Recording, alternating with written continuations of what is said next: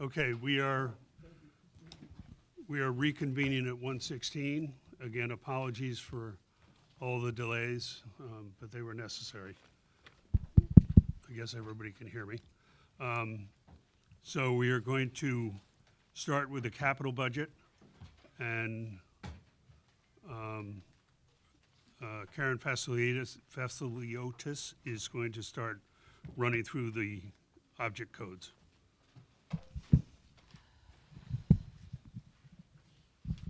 Thank you. Okay, general government, 134, application upgrades implementation. Okay. Yes, you need to, it's page 16 and, on your booklet.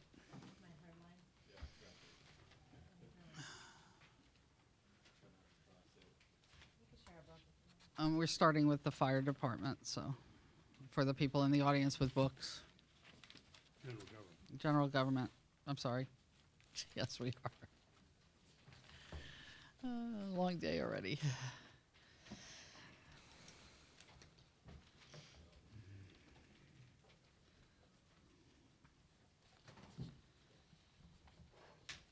And just for the record, I'm not going to read the object code or the project number. I'll just read the department and the department number and the project name.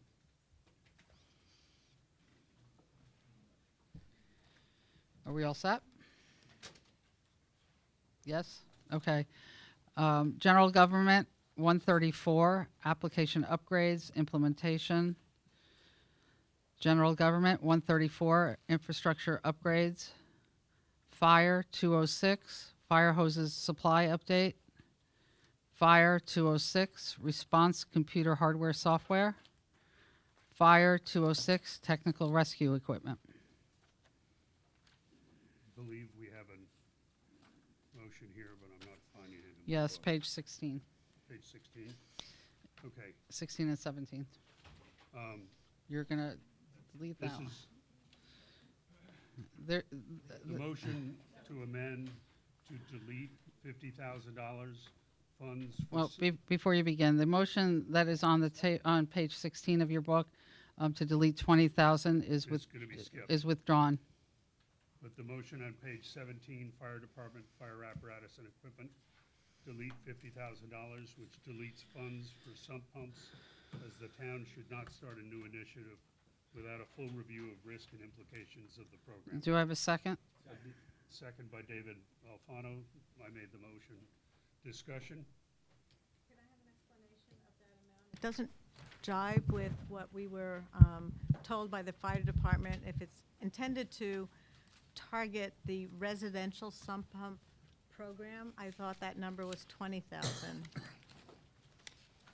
It was revised to what we believe is the correct number of $50,000. Was that sourced from the fire department? I'm sorry?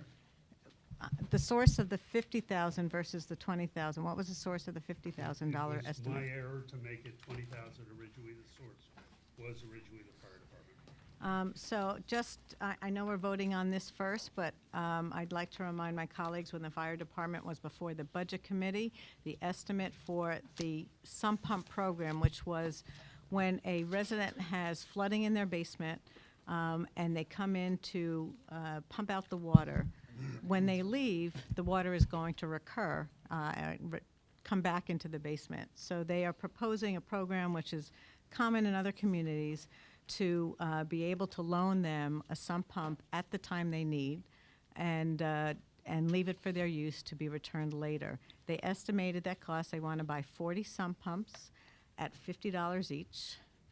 Would And be that, 500 each. sorry, at 5,000 each. 500 each. All right, I'll get my math right. But that comes to 20,000. I think the 50,000 digs into the equipment they said they needed to provide even just any pumping out service. So that's why I wanted, I'm concerned that we are cutting too deep into that project so that they're not able to even accomplish what they need to do as a department.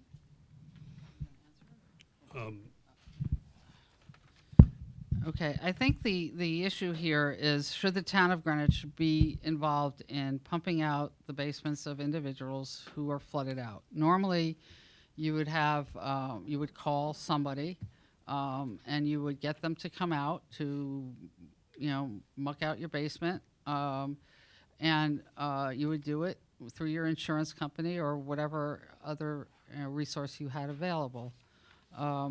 Again, I can't speak to the numbers, but I do believe that the 50,000 is correct. And if it digs into their other program for sump pumps, again, should we be really in this business without a full review of the risks and implications? I mean, what if our fire department, for example, takes out water, leaves, and it comes back, and are we going to come back? Again, I'm not sure that we have a full thought-out plan here for this program, and I think that we need to take a pause and understand it more fully. Karen, if I, Yes, David? no, actually, I don't have an issue personally with the idea of taking out the money for the sump pumps in the houses, but my exchange with the fire chief indicates the number was 20,000. And my question is the number. I think Harry had an amendment in for 20,000. I thought that was the right number. I support the 20,000 reduction. I don't have a problem with that, but not 50, because I don't think that's the right number. Do you have something, Leslie? Yeah, I was just going to add that clearly this is a new program. Last year for this year, the fire department had budgeted only $75,000, and they've added this new program. I also agree with my colleagues that the overall program needs to be discussed prior to moving forward. I think there was also a lot of, dry suits and other kinds of equipment that were involved here. So you stick to 50. I'm Leslie? supporting the 50,000. Leslie Moriarty? I mean, we did discuss this program. I would agree with my colleague, Mr. Weisbrod, that yes, the loaning of some pump equipment to our residents is a new program. We discussed it briefly. If the committee, if this board wants more conversation about it, fine. But I believe the fire department responds to these kinds of things to help our residents currently. I don't think the responding to flooding is a new issue. They're not responding to individual things. We're talking about in the middle of a storm and when there's much more at risk here. So, again, agreement to cut the one part of the program, but this number is not consistent with the information we were told by the fire department. It should be 20. Okay, it is very much a new program. The fire department comes in with engines and pumps out basements and leaves. There are plenty of private sector things. People whose basements flood must know they flood and should have proper sources of equipment. But in the interest of getting a vote on the first item from the Democrats, I will agree to reduce it to a $20,000 cut. Harry, sorry, I'm getting a text that your mic is not on. No, it's on. It's just you're not close enough. I guess I'm not close enough. This is a new program. Yes, the fire department does pump out basements and leave. They do that with their equipment, the engines. It would be a new program to leave pumps there. We don't understand the risks and implications. What happens if a pump fails and someone says, well, your pump failed and my basement flooded and I'm going to come after the town. I mean, there's all sorts of things to think through here that have not been thought through. But in the interests of trying to work with my colleagues on the Democrat side, I'll reduce the reduction to $20,000 and ask if Mr. Alfano would agree to that as the second. I second that. Okay, any other discussion? Do we need roll call votes? Yes, of course. Okay. Can we pass this with unanimous consent, or do we need a roll call vote? Are there any objections? Hearing none, that passes.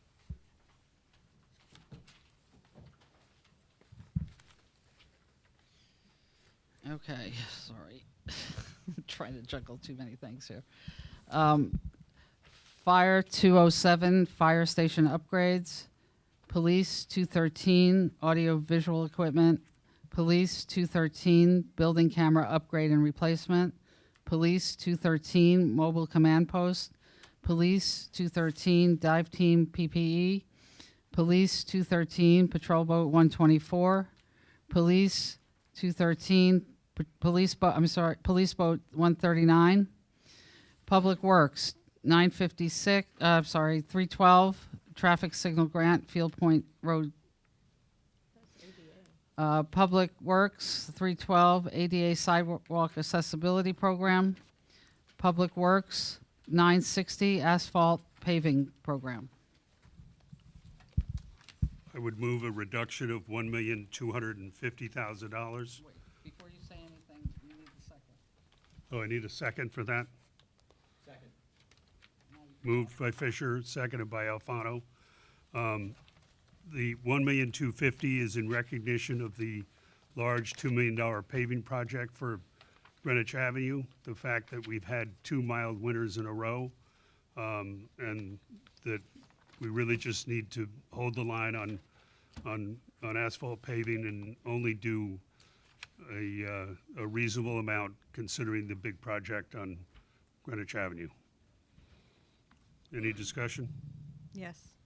Leslie Moriarty? So I just want to recognize what this motion is doing is cutting 1/3 of the total asphalt paving program that's proposed. And I understand that our roads, from a user standpoint, is not in dire condition, but we do hear every year from our paving manager that that he always has more areas to pave, more areas than he does have funding. That if you allow roads to degrade too far, it costs even more to get them back to usable condition. I understand the intent here, and I'm glad to hear you're supportive of the Greenwich Avenue paving project. I just think typically this board reduces it by 250, so it's an extra $1 million. That's a pretty significant jump and reduction in their program. That I'm wondering if there is a lower number you would consider. It's reducing it by the usual 250 plus $1 million for Greenwich Avenue. So it's looking at it in an overall basis, and I think it's the correct way to proceed. I've looked at the list, I've driven some of the roads that are on the list, and they're not in a condition that's gonna result in what you're concerned about, further deterioration that'll make it more expensive, I don't think. Leslie? Tarkington? So, in addition, I'd just like to make a point here that this 3,750 is really, when you add the $2 million for Greenwich Avenue, it's really 5,750. So I believe what is being requested here is a reduction to $4,500,000. I think that sounds right. Still a lot of money. For paving. Scott Cal? Yes. Is the switch on top?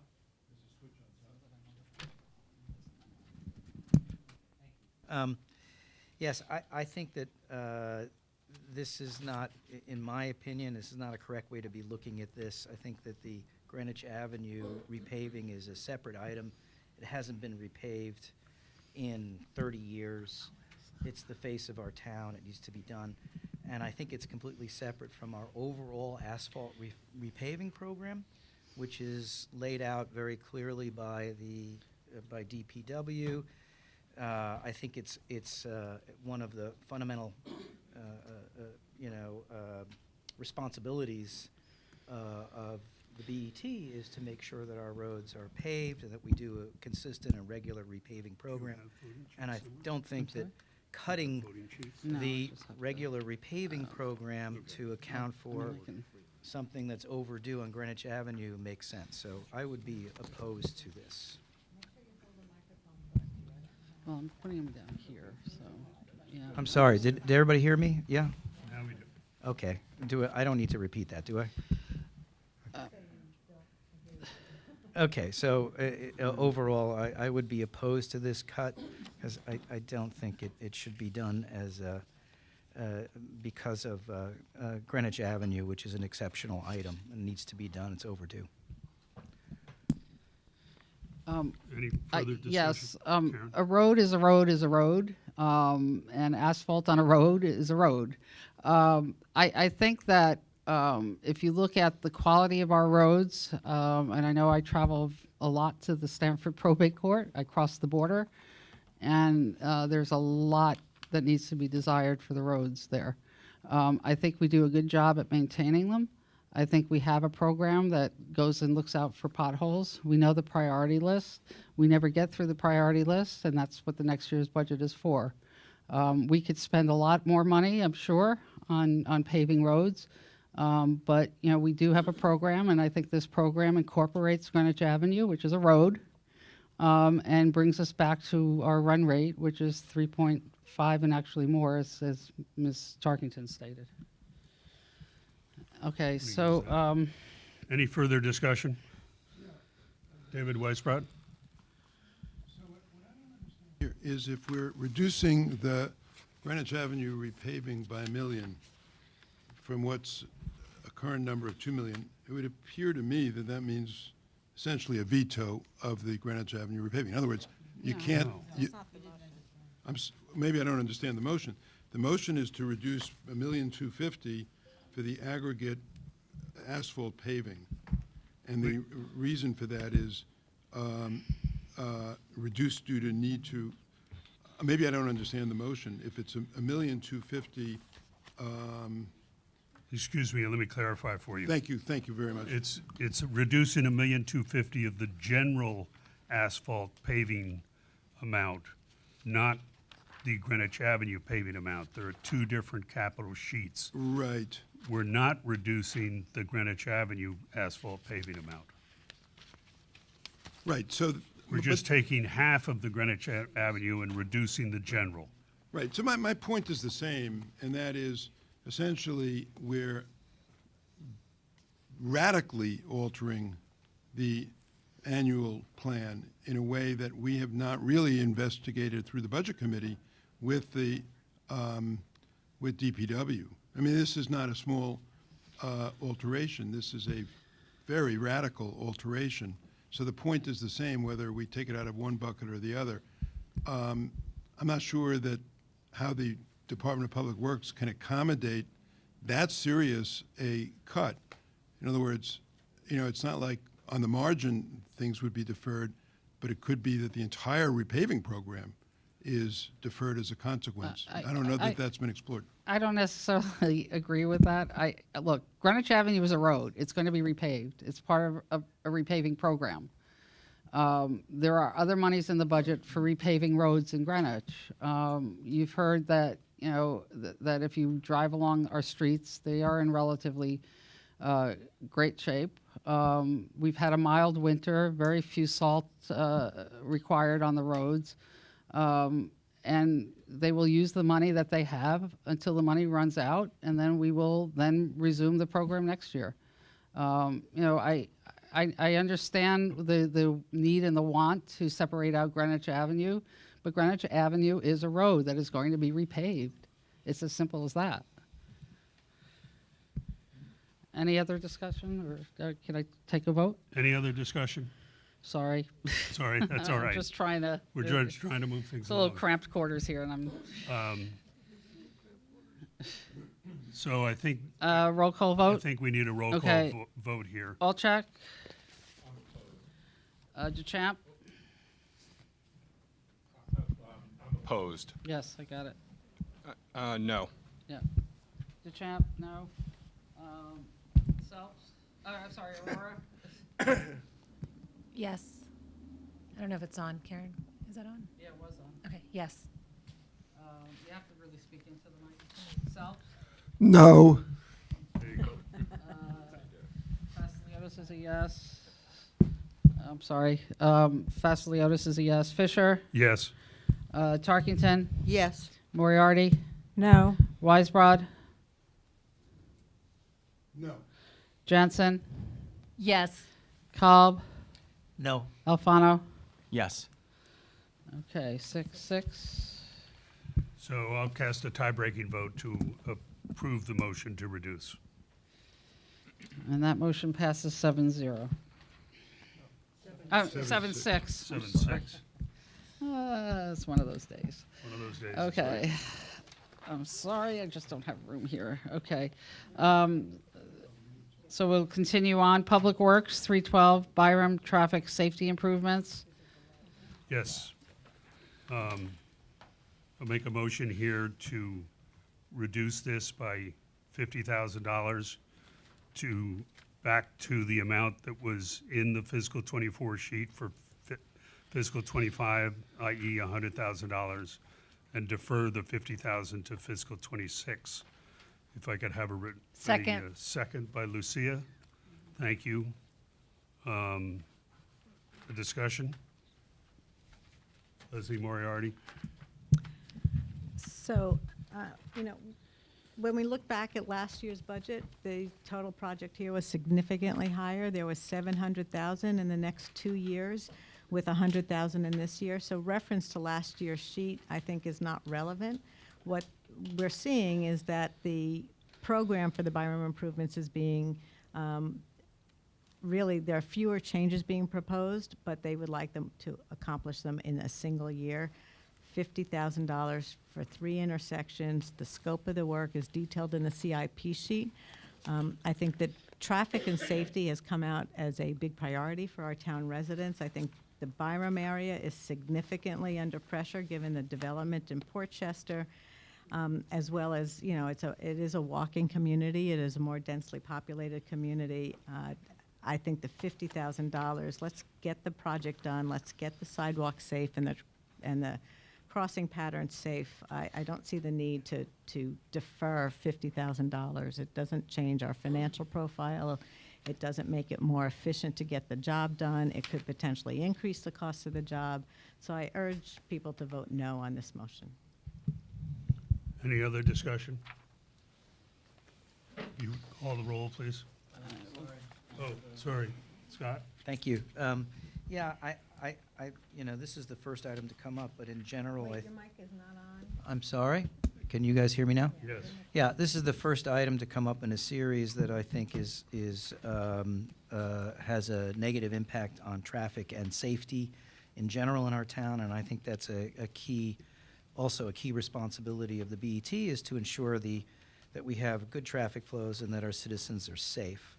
And I think that in Byram in particular, they have a higher ratio of accidents, car accidents per resident than in other parts of our town. So they clearly have a traffic issue, a safety issue.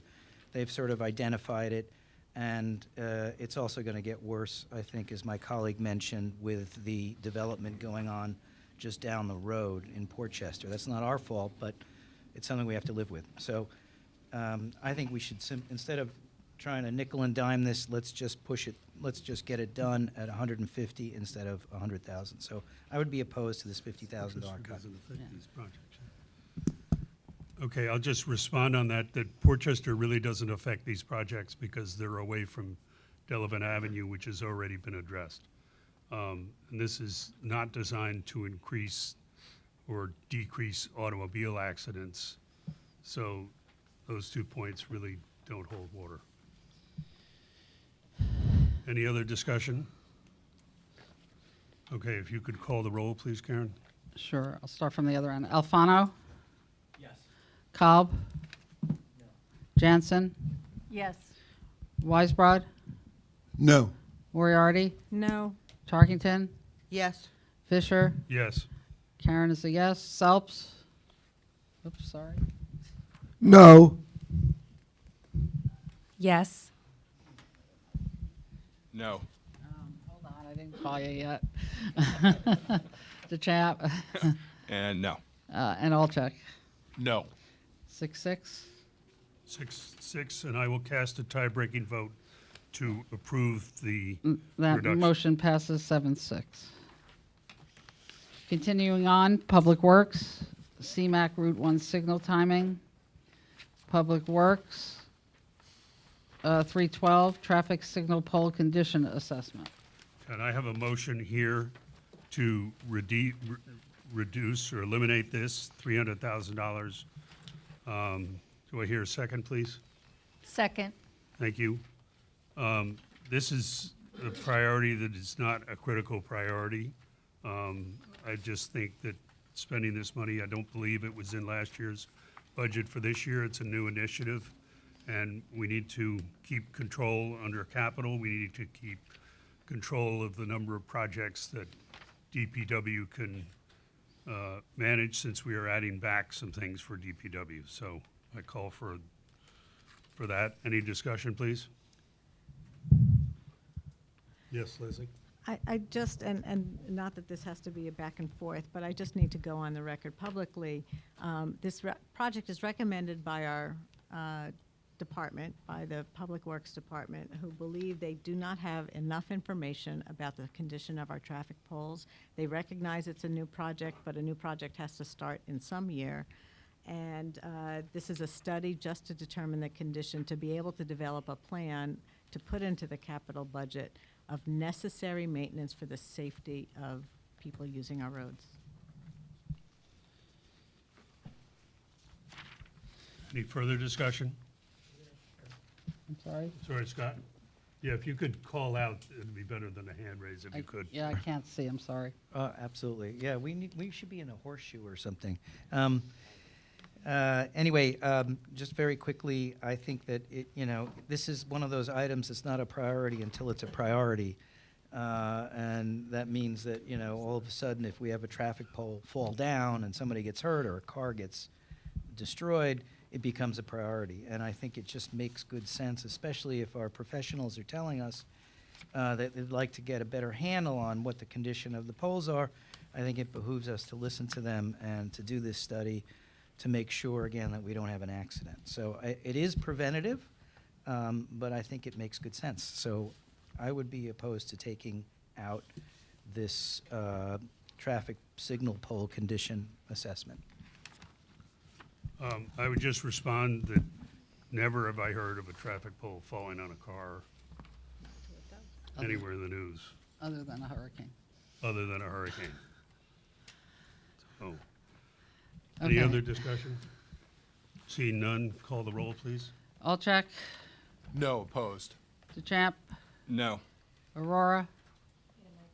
Oh, Can we take that, Mike? Yes. Phelps, No.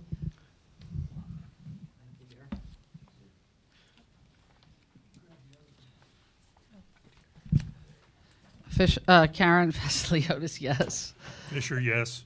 Oh, just, come on, Yes. good. Tarkington, Tarkington, yes. Moriarty, No. Weisbrod, No. Jansen, Yes. Kolb, No. Alfano. Yes. All right, I'll cast a vote to approve the motion to reduce, so it's 7-6-0.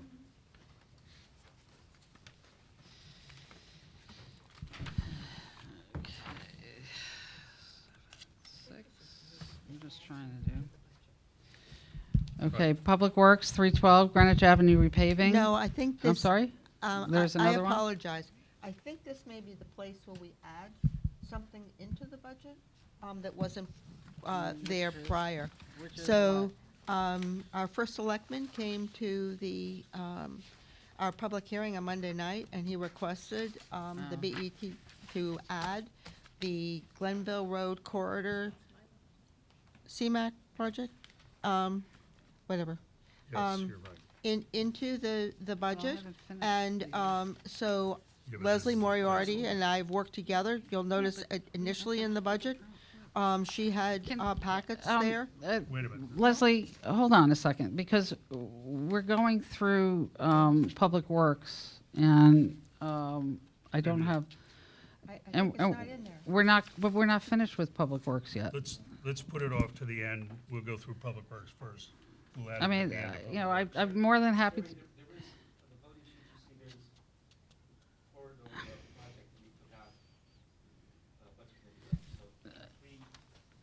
I'm sorry, where is this rolling? I was just doing it based on our book, so. Okay, so it just wasn't in order in the packet then? I just, Okay, you know, yes, I was trying to- it's there, please, so, thank you. So we'll come back to it. Okay.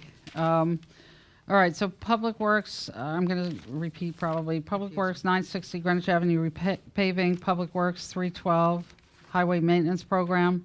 Public Works, 312 Route 1 Sidewalk Connectivity and ADA LoSiP.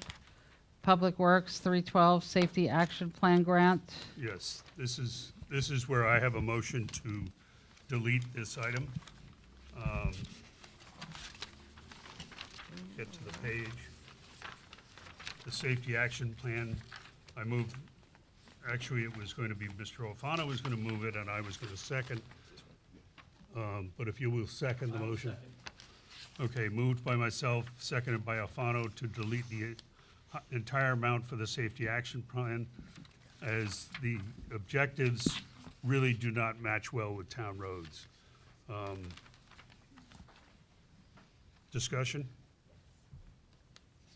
Yes. Moriarty, I'm sorry. We can take issue with this project, but I think for our board to determine that you can't implement any part of a safety action plan is probably a little presumptuous. This plan is intended to make our streets safer for what our residents are doing, which is biking and walking and not just driving. And we know that there are challenging areas in our community. Going east-west is really tough. But that doesn't mean that we shouldn't study it to identify the opportunities. We know that unless you have a plan and you have a project, it's difficult to apply for grant funding. And the goal is to try to get the grant funding, of which there are amounts out there and available to be able to apply for, to help us implement some of these changes. So I think to stop the project before it's even started because you're not sure it can be implemented, I don't think is a good rationale. I would support this project. I think we do need to start making strides in making our roads and our community more livable and reflective of what our community members have been asking for. I will refer to the First Selectmen's survey on the town, and there's concern over traffic and pedestrian safety. We certainly heard that at our public hearing. There are a lot of projects in here for traffic and pedestrian safety, and I'm aware of that. But I think it's an area we need to learn much more about and to start getting, we know it takes a lot of time to get these projects implemented and to get started now. Any other discussion? Yes, please. Scott? Thank you, Harry.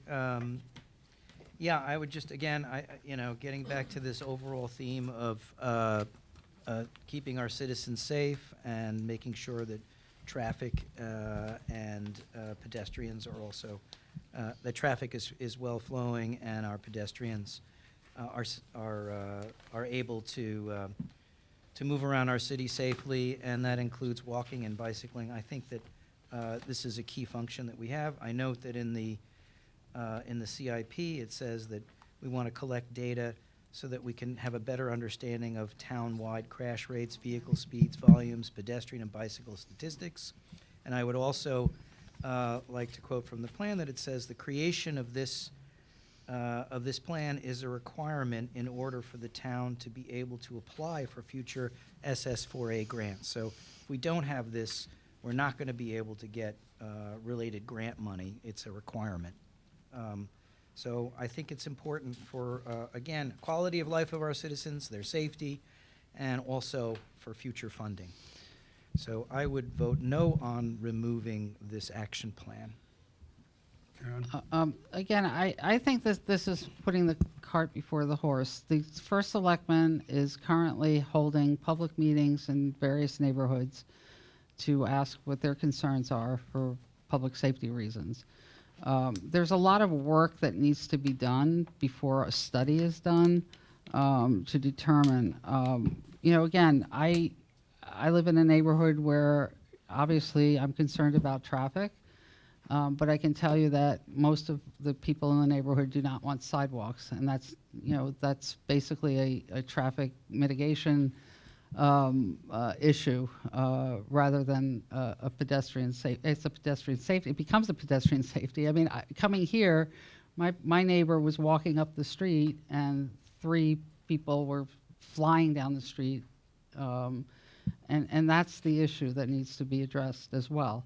So I don't think that deleting this or deferring this until we have more clarity is detrimental to the town. Any other discussion? Yes, David? Yeah, I'm not sure about the cart before the horse, because this is being proposed by the First Selectman. It's in the First Selectman's budget. First Selectman has articulated a safety theme to his budget, and you need this cart before the horse, because the grant money, which would fund 80% of the project at least, is dependent upon getting the data. So the cart, the horse is the data, the cart is the, funding from the state. So I think this is a smart thing to invest in. Karen, Carrie, sorry. Nisha? I think this is one, I think we all agree as a community that we want to make our streets safer, and projects like this, I think, have a good intention, but I think sometimes there can be, a negative outcome in doing planning. And I'll give an example. About a year or 2 ago, we had a circle put on near where I live. I'm in mid-country. DPW put in a circle near Husted to slow down the traffic without any feedback from the community itself. And within 6 months later, it was reverted back. And the point that I'm making here is that the input really should come from the community versus us. Sometimes what happens with grant money, or when you're looking for work, or looking for projects, you will create a project that might not have the outcome that you desire. So really, the survey itself is, basically I'm saying the community will let you know where you need to develop. I'm not sure that you need to do as much of a proactive reach here. So I'm unclear if this project is needed, but I absolutely do believe in pedestrian safety and making our streets smarter. But I'm not sure this is the right way to go about it. Any further discussion? See, you want to discuss? No, You good, okay. All right, Karen, please call the roll. Alfano? Cobb? No. Jansen? Yes. Weisbrod? No. Moriarty? No. Tarkington? Yes. Fisher? Yes. Vasiliotis, yes. Selps? No. Aurora? Yes. DeChamp? no. Alcheck? No. And I'll cast the tie-breaking vote to approve the reduction in this item. Okay. Public Works, Glenville Road Corridor Improvement. So. Now you're up, Leslie. Okay, so I aggressively spoke a little too early. It's very confusing. The book is different than the book is, well, this one doesn't work either. So anyway, the book is a little different. So this is an addition, which was requested by the First Selectman. Oh, do I have a second? Oh. Yeah. This is in addition to the Public Works for the Glenville Road Corridor CMAC project. It's a new capital project for $2,870,000. And in addition, there is a condition, and as I said earlier, this is a consolidation of the several pages, I believe it was 4 pages that are in your book, that Leslie Moriarty prepared, and I did. No, I'm just saying stop so I can second it. Oh, Leslie seconded. So, again, this continues a project that has been going on since our fiscal 18 budget. and currently consists of 4 previous appropriations. This adds, which total $3,900,000. This adds $2,870,000 for a total project of $670,000 to improve the neighborhood traffic situations in the Glenville Road corridor. In addition, there's a condition which is subject to release upon 1, confirmation of the 100% CMAQ program grant of $2,870,000, and 2, an update on the 50% private contributions of $257,000 as the first in for the $500,000 approved in fiscal year '23 for the Glenville neighborhood improvements to fund a portion of this project. So this adds a condition, and again, this is, well, it's mostly grants, CMAQ, or perhaps other state and federal government, also a private sector factor here. Discussion, please. Leslie Moriarty. Just takes a second. As a seconder on this project, we worked together to verify the numbers in here and the funding, to confirm the funding for the project. This project is one of those projects started a long time ago. The cost estimates were much higher, and so there didn't seem to be a solution. So I'm glad to see it come back into the budget. There's certainly a lot of community support for this. And the intersections of Weaver Street, Pemberwick Road are dangerous as they currently exist with sight lines and traffic flow. So I am supportive of this moving forward. Any other discussion? I believe maybe we can do this on unanimous consent. Any objection to unanimous consent? Is there any objection to the motion and the condition?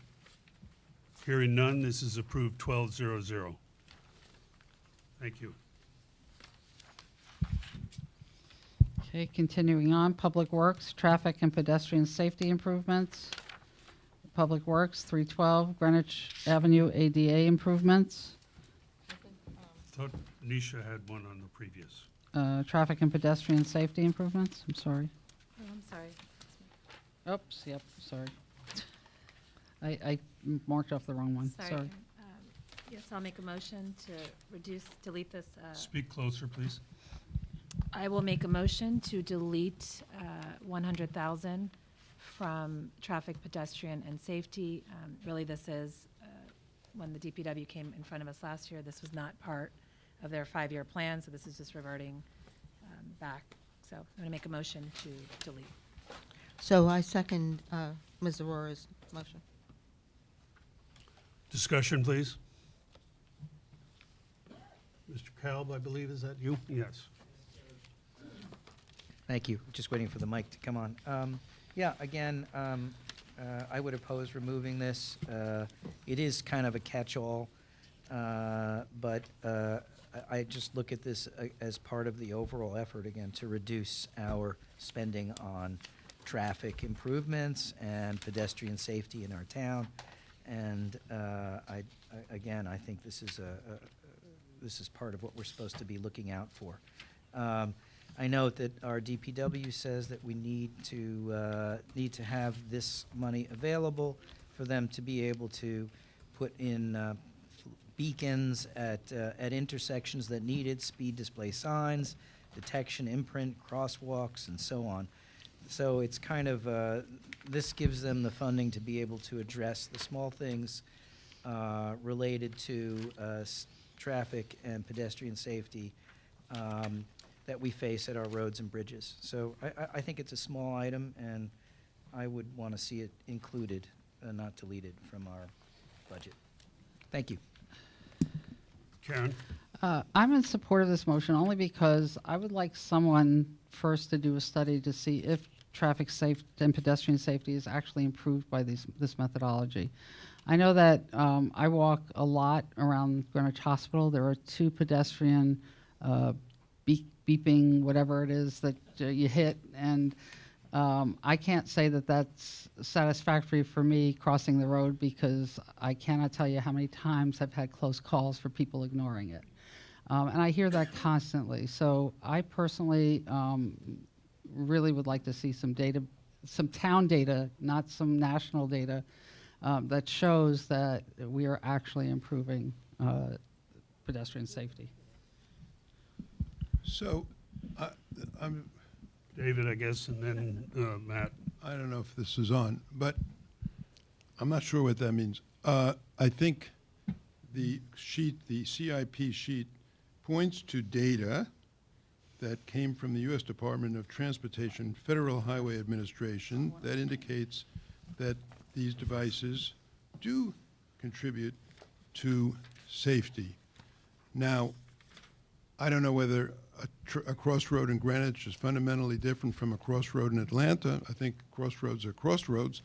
So the data is there. Our Department of Public Works is presenting this request. The Public Works is citing many in the community that have expressed the interest in having such flashing beacons and other warning signs posted in the community under the notion that data exists that shows that this is a safety contributor. And our first selectman presented this as part of his budget. And so, the reason attributed to canceling it is that it's not part of a 5-year plan.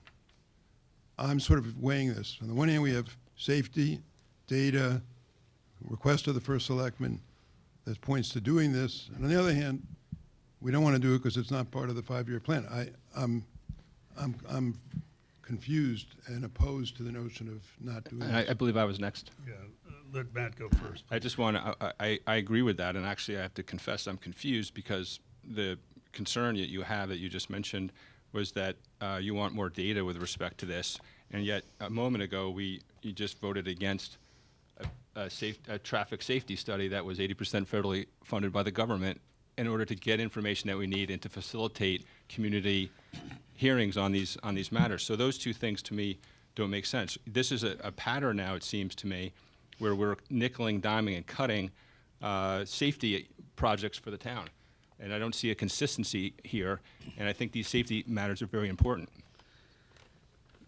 Karen? I'd be more than happy to respond. First of all, this has to do with a specific program, okay?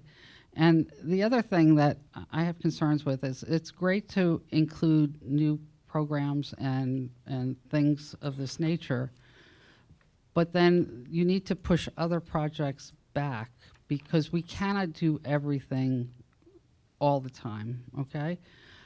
So that's one problem that I have with adding new projects, especially when we thought coming in we had a 5-year plan of projects, and that's really gone out the window with this budget. The second part of that, of your statement is I'm looking at this specific program. Yes, we have national data, okay?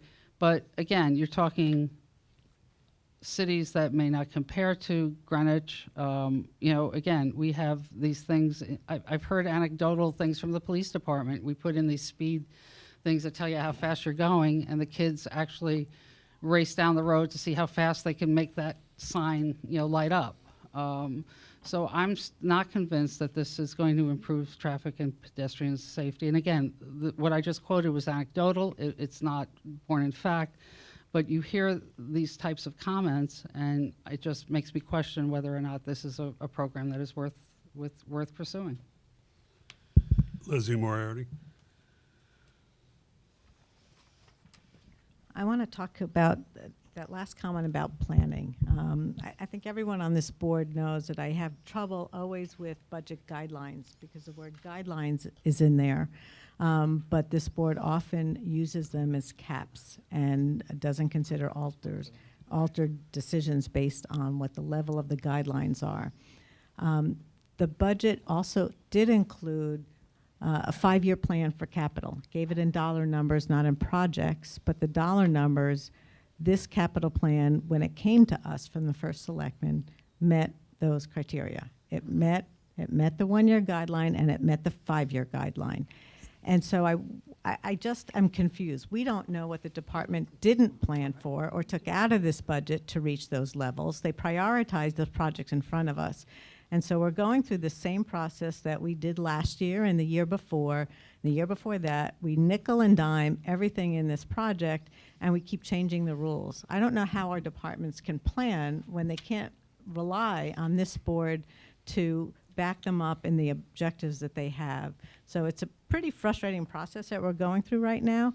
And I think this is a particular example. Some of the reasons that are given on these amendment forms are talking about it's not in the plan, but there is change, and we've asked the department to manage within a budget. We've asked them, though, in guidelines, which sometimes are caps and sometimes aren't caps. But I think this board really needs to look at how it operates and what signals it's trying to send to the department and to the community about what we support and what we believe the community needs. Can I say something?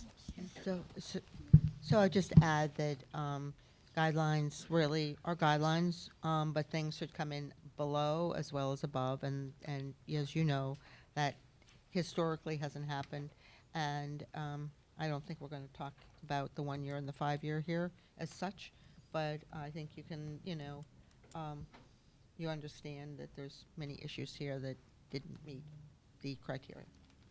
Nisha? I was just kind of piggybacking off of what Leslie Turkington just said.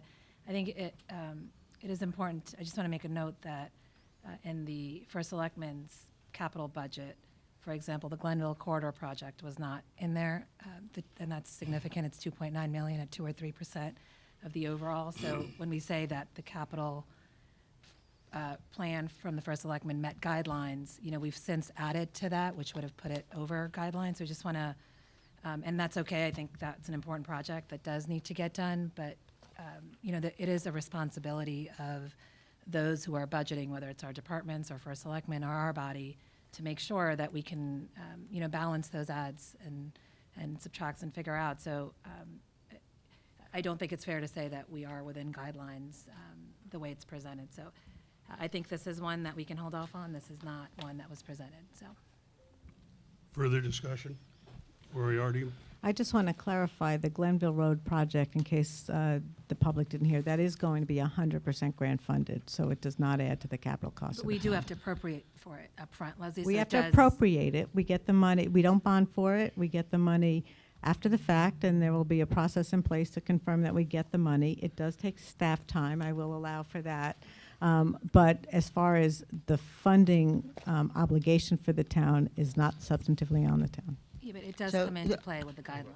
So just, this back and forth, there seems to be a new kind of, whatever we want to call it, where we're not counting appropriations where there's grant. If we're going to do that, we need a much more disciplined plan for collecting the grants also. And I'm sure Mr. Minarski and Mr. Geiger will be working on that. But, as an example, on the Glenville Corridor, to the best of anyone's knowledge, we haven't collected funds for the $300,000 fully spent and also, closed account, which was for fiscal year 18. So, there's nothing that I've ever seen in budget guidelines that says we no longer count our grant projects in our capital. There are many other types of grants besides CMAQ and others, such as the school reimbursement grants. We've always considered those projects to be part of our capital plan. So I just want to make that clear for the public. Anybody else? Seeing none, would you call the roll, please, Karen? Alfano? Cobb? No. Jansen? Yes. Weisbrod? No. Moriarty? No. Tarkington? Yes. Fisher? Yes. I'm a yes. Selps? No. Aurora? Yes. DeChamp? No. Walchuk? No. And I will Six, cast the tie-breaking vote to approve this item, This passes 7-6. 760. Greenwich Avenue, Public Works, 312, Greenwich Avenue ADA improvements. So I will make a motion to reduce this requested appropriation by $350,000 to $450,000.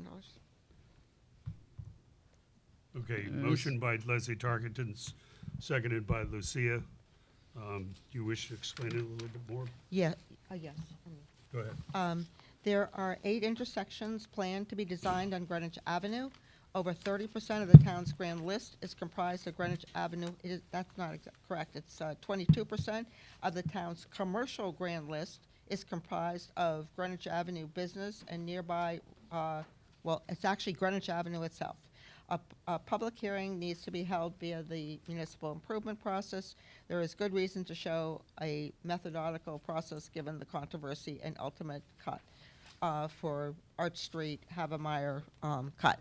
I would like to just add that when we looked at this, this actually readjusts the number to what had been projected in fiscal year '24 to fiscal year '25 in ADA improvements to $450,000.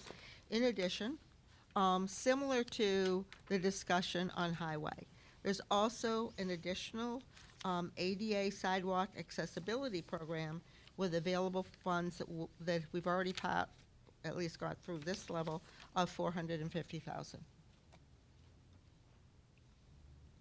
Any other discussion? Leslie Moriarty? Waiting to see if any of my colleagues wanted to talk about this too.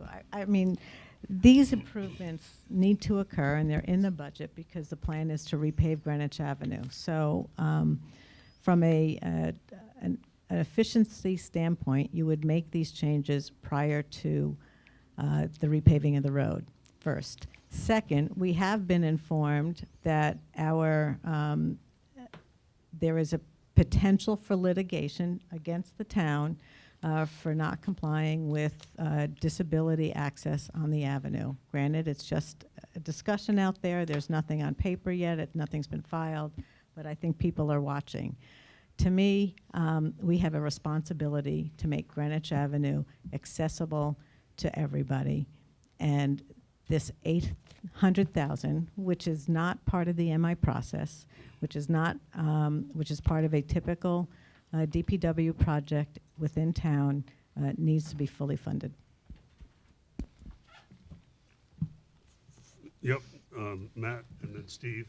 Thanks, Harry. Yeah, my understanding is this project's necessary to meet federal code, and the town has stipulated they need the full $800,000 to do the work.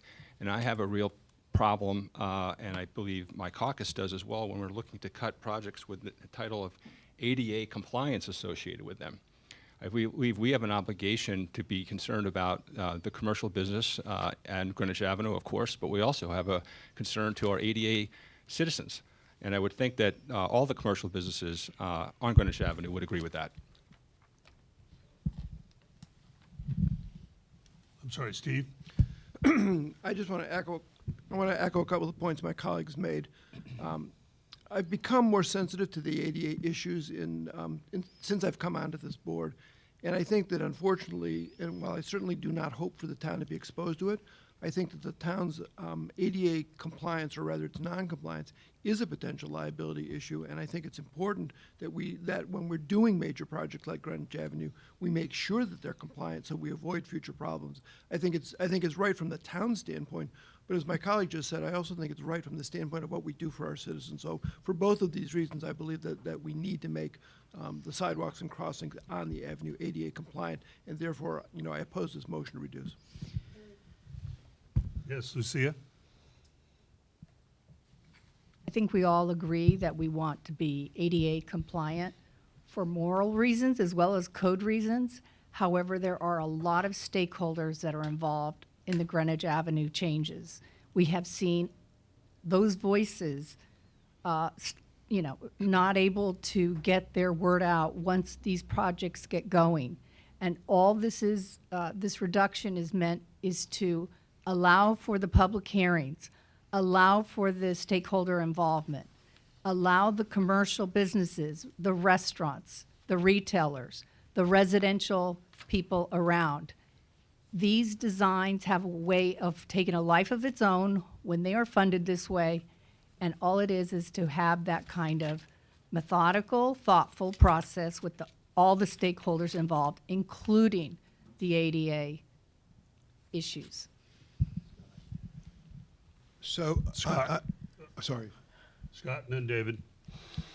Thank you, Harry. I just think it would be it sends a terrible signal if we cut this project and this funding. We have to be responsive to all segments of our community, including those that are disabled. I don't think, according to our discussions with P&Z, this is not an MI matter. And I don't think we need to have public hearings about ADA compliance.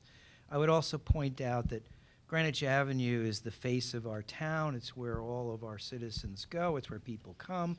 This is what we present to the world.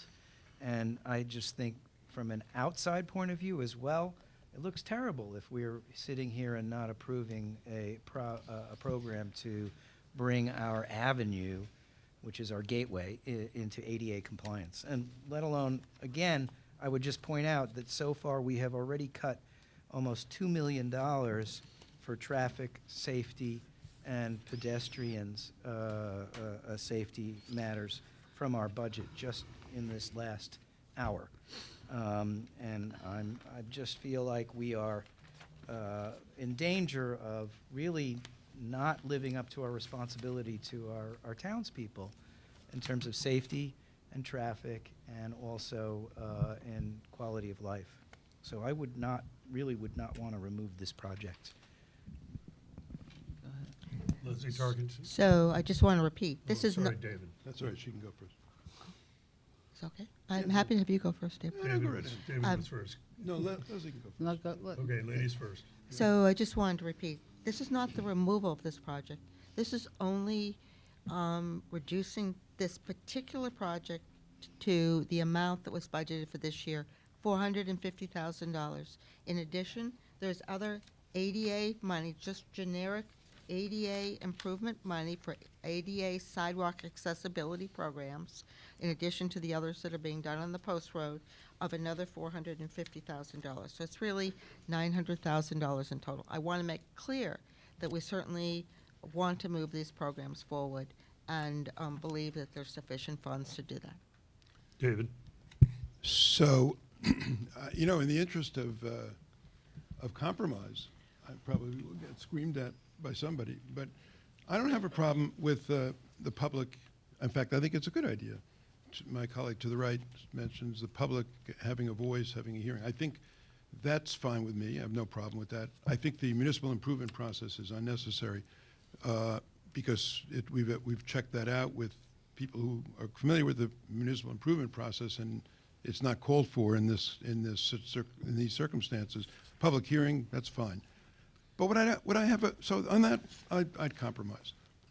What I find disturbing, and I have to say it comes up again and again, is this whole notion of we all agree we want to be ADA compliant. We all agree we want to be ADA compliant, but we don't want to pay for it. We want to cut the number. We want to cut it here, we want to cut it there. And it's great to say you want to be ADA compliant, but it costs money, unfortunately, to be ADA compliant. So what I would agree with is funding this. It's been asked for by our first selectman, and by the way, you can't do the repavement on Greenwich Avenue. So that $2 million would be deferred, or whatever the number was for Greenwich Avenue, until you get this sorted out. So that gets pushed out too. So in the interest of compromise, I'd say, fine, let's have public engagement, public hearing, public input, but for heaven's sakes, let's fund what's being asked by the first selectman for ADA compliance. Lucia. I just want to repeat once again, when these appropriations are approved, they take a life of their own, and that public input is abbreviated or short-circuited, and I do believe it takes time.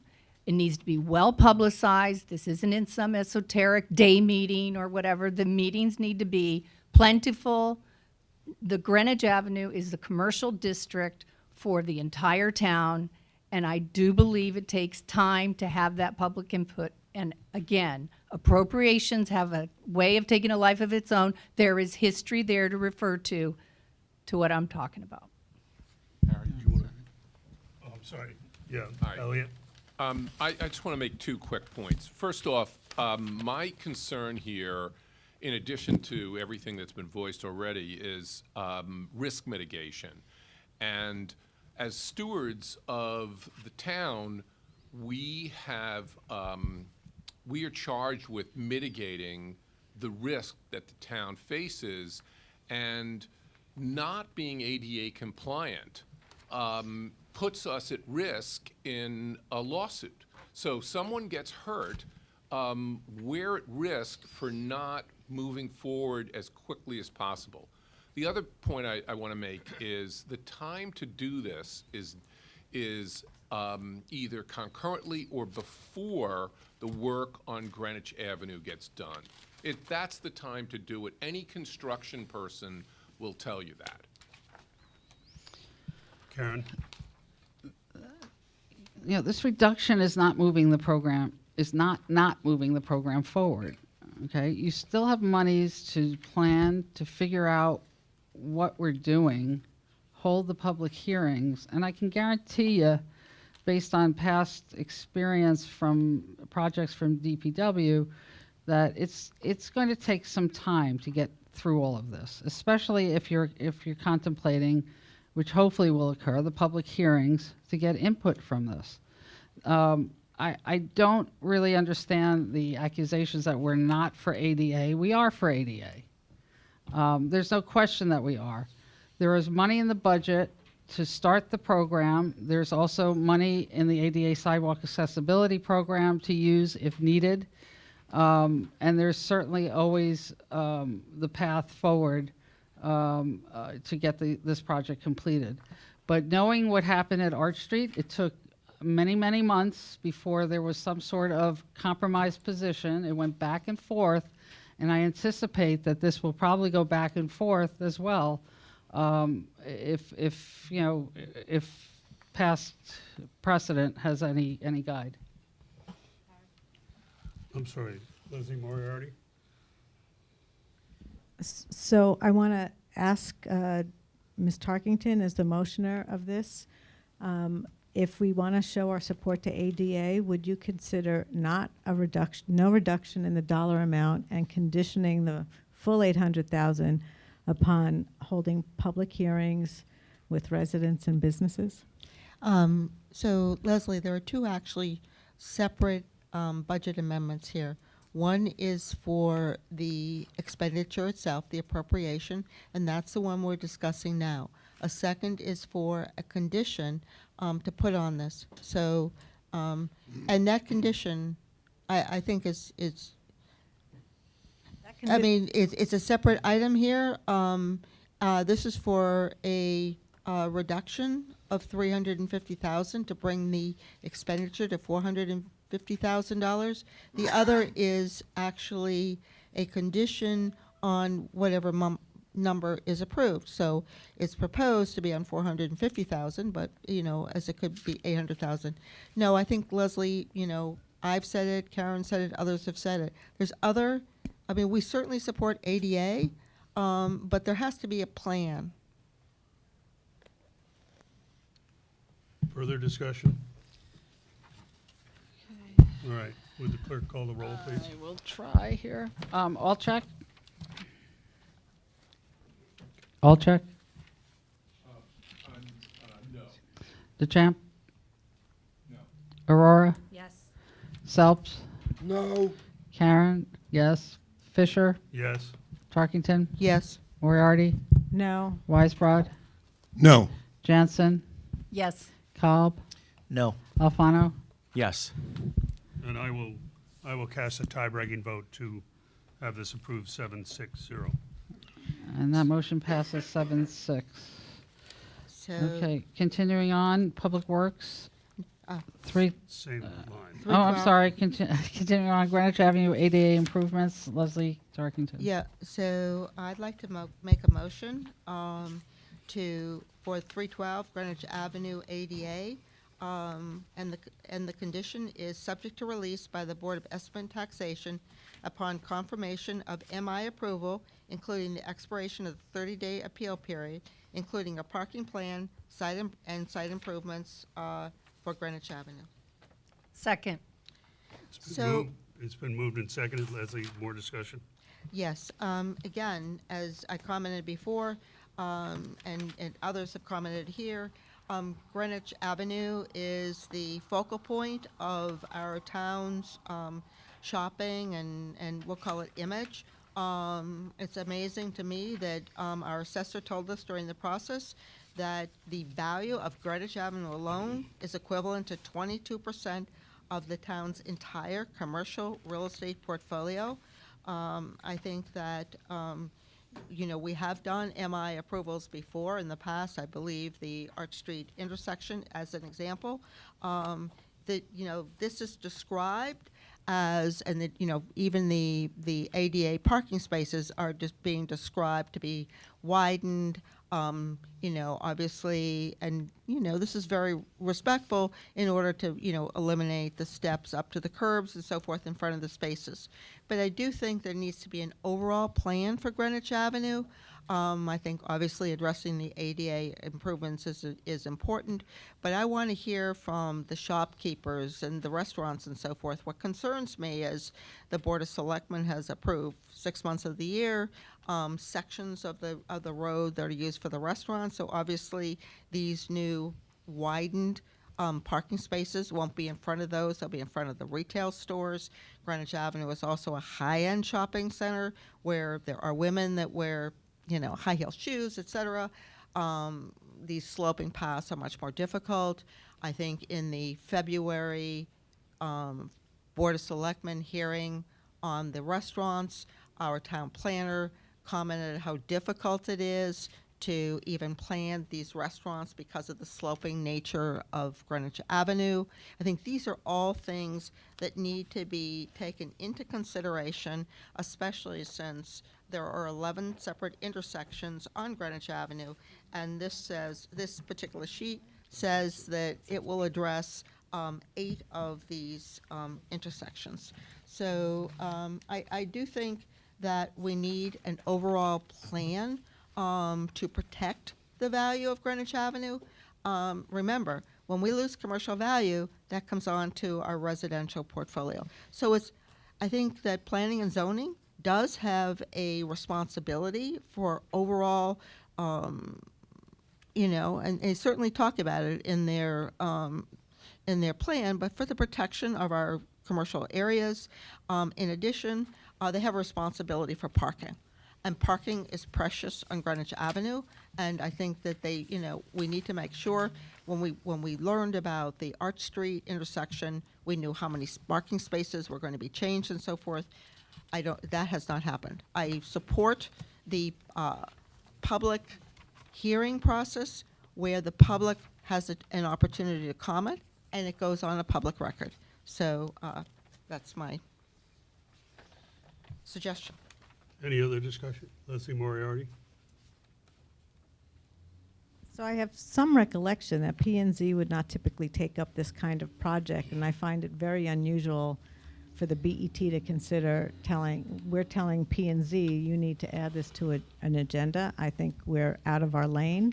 I think if they want to take it up, so be it, but the condition, well, one, you lower the cost of the project, which I don't know if they can get the project done in your prior motion. I think motions and conditions should be done in the same amendment, so we know the full issue on the project.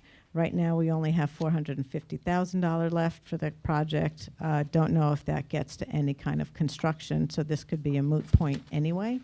But it seems to me that what you're asking for is public input and complete input. Individual members here are making decisions on what's appropriate and not appropriate on the avenue. And again, I don't think that that's the place that we should be in. So Hold on go ahead. a sec. Karen had it. No, go ahead. I just want to, I know that you're referring to an email that was sent by P&Z, but the email that was sent by P&Z said no MI unless there's a major change to the roadway or et cetera, et cetera. If this is a simple curb cut, it's a simple curb cut. It's not a major change. But if this is going to entail narrowing the road, similar to what was done in Arch Street, then an MI is going to be needed. We don't know what this is going to entail. Leslie Tarkenton? So I just want to ask Ms. Moriarty, would you prefer that I modify my motion for the amount? If I have Ms. Jansen's concurrence to increase that to $2,450,000 to include the paving also? I wasn't sure, quite frankly, how to handle this, but I'd also be willing, since we have paving on Greenwich Avenue for $2 million, to add that to the $450,000 so that the condition is on $2,450,000. Ms. Moriarty? So my response to that is, the department asked for 800,000. I have no clue now whether they can do anything with 450,000. They certainly can't complete the scope of the project unless they're, put in a 50% contingency, which is not the practice. So, no, amending what you're conditioning here does nothing to solve the problem that I have. I was trying to accommodate you. Any other comment? Any other discussion? We'll move to a roll call vote, please. Karen? Alfano? Cobb? Pass. Cobb, pass? Okay. Yes. Hold on a second. Alfano? Yes. Cobb, pass? Abstain? Does that mean abstain? Are you abstain? Okay. Jansen? I'm passing. Please come back. Jansen? Yes. Weisbrod? No. Moriarty? No. Tarkington? Yes. Fisher? Yes. Karen, yes. Selps? No. Aurora? Yes. DeChamp? No. Alcheck? No. Cobb? No. Okay, that's a 6-6, so I will cast the tie-breaking vote to approve this condition. Okay. It's a 7-6-0. Public Works, 312, Shore Road North, new sidewalk. Ms. Moriarty, I believe you had a motion here. I do have the motion here. I am going to make a motion to delete the $50,000 for the Shore Road North portion project. I'm fully supportive of the South portion project, but the north portion does have scope overlap with the multi-use trail project. Oh, let me make that motion first and get a second. Second. No, I will second that motion. It was on the sheet as a second from Leslie. That's fine. Can I finish? Okay, I'll recognize. I said delete. I said to delete the project. Actually, no, I'm saying defer the project, and that's what you. just said something different. Sorry. wanna make sure that- My motion is to defer the project 1 year. And the rationale is that the scope of this project does overlap with the multi-use trail project, which was approved by the BET in November 23 and the RTM in 2023. So I think it's prudent to defer the start of the town's independent work until the initial work for the multi-trail is started and further along. Any further discussion? I'm Karen. questioning the use of the word defer because I do believe that there is money in the budget for the multi-use plan for the sidewalks, but I'm not clear on that. So again, I'm all for this deletion at this point. I just question the use of the word defer because I'm not sure whether or not the multi-use path has monies in the budget for this.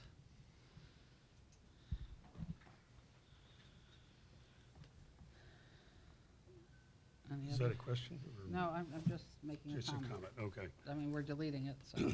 Any other discussion? Okay, is there any objection to a unanimous consent on this item?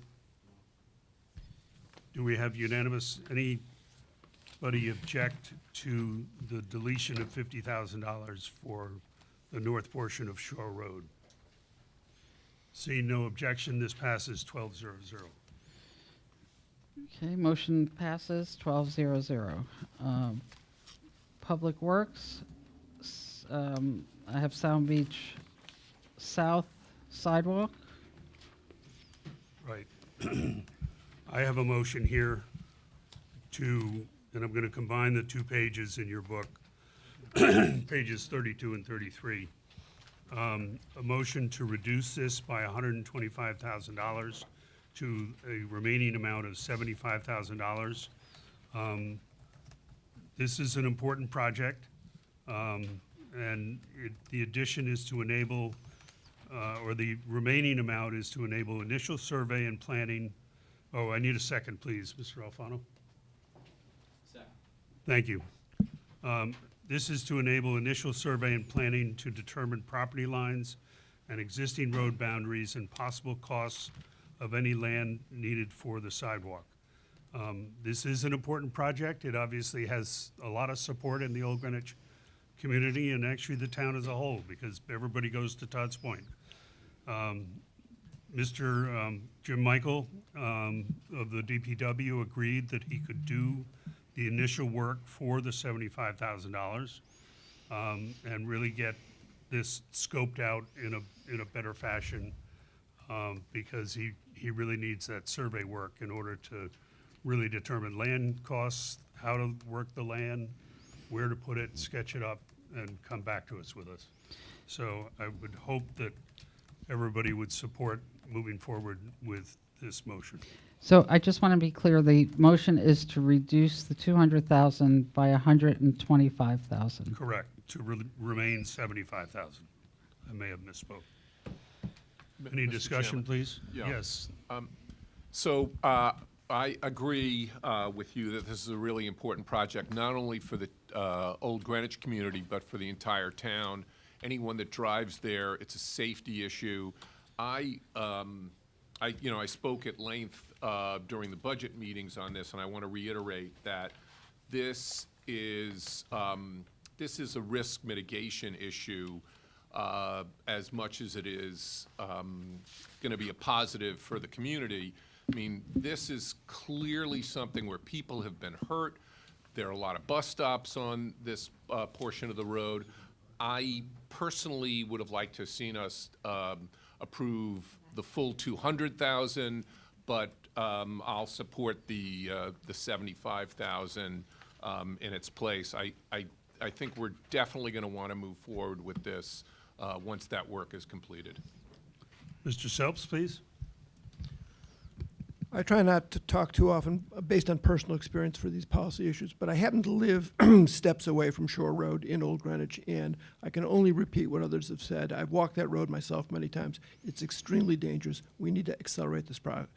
We need to accelerate this project because too many drivers are accelerating already. Harry, can I make it? Yes, Nisha?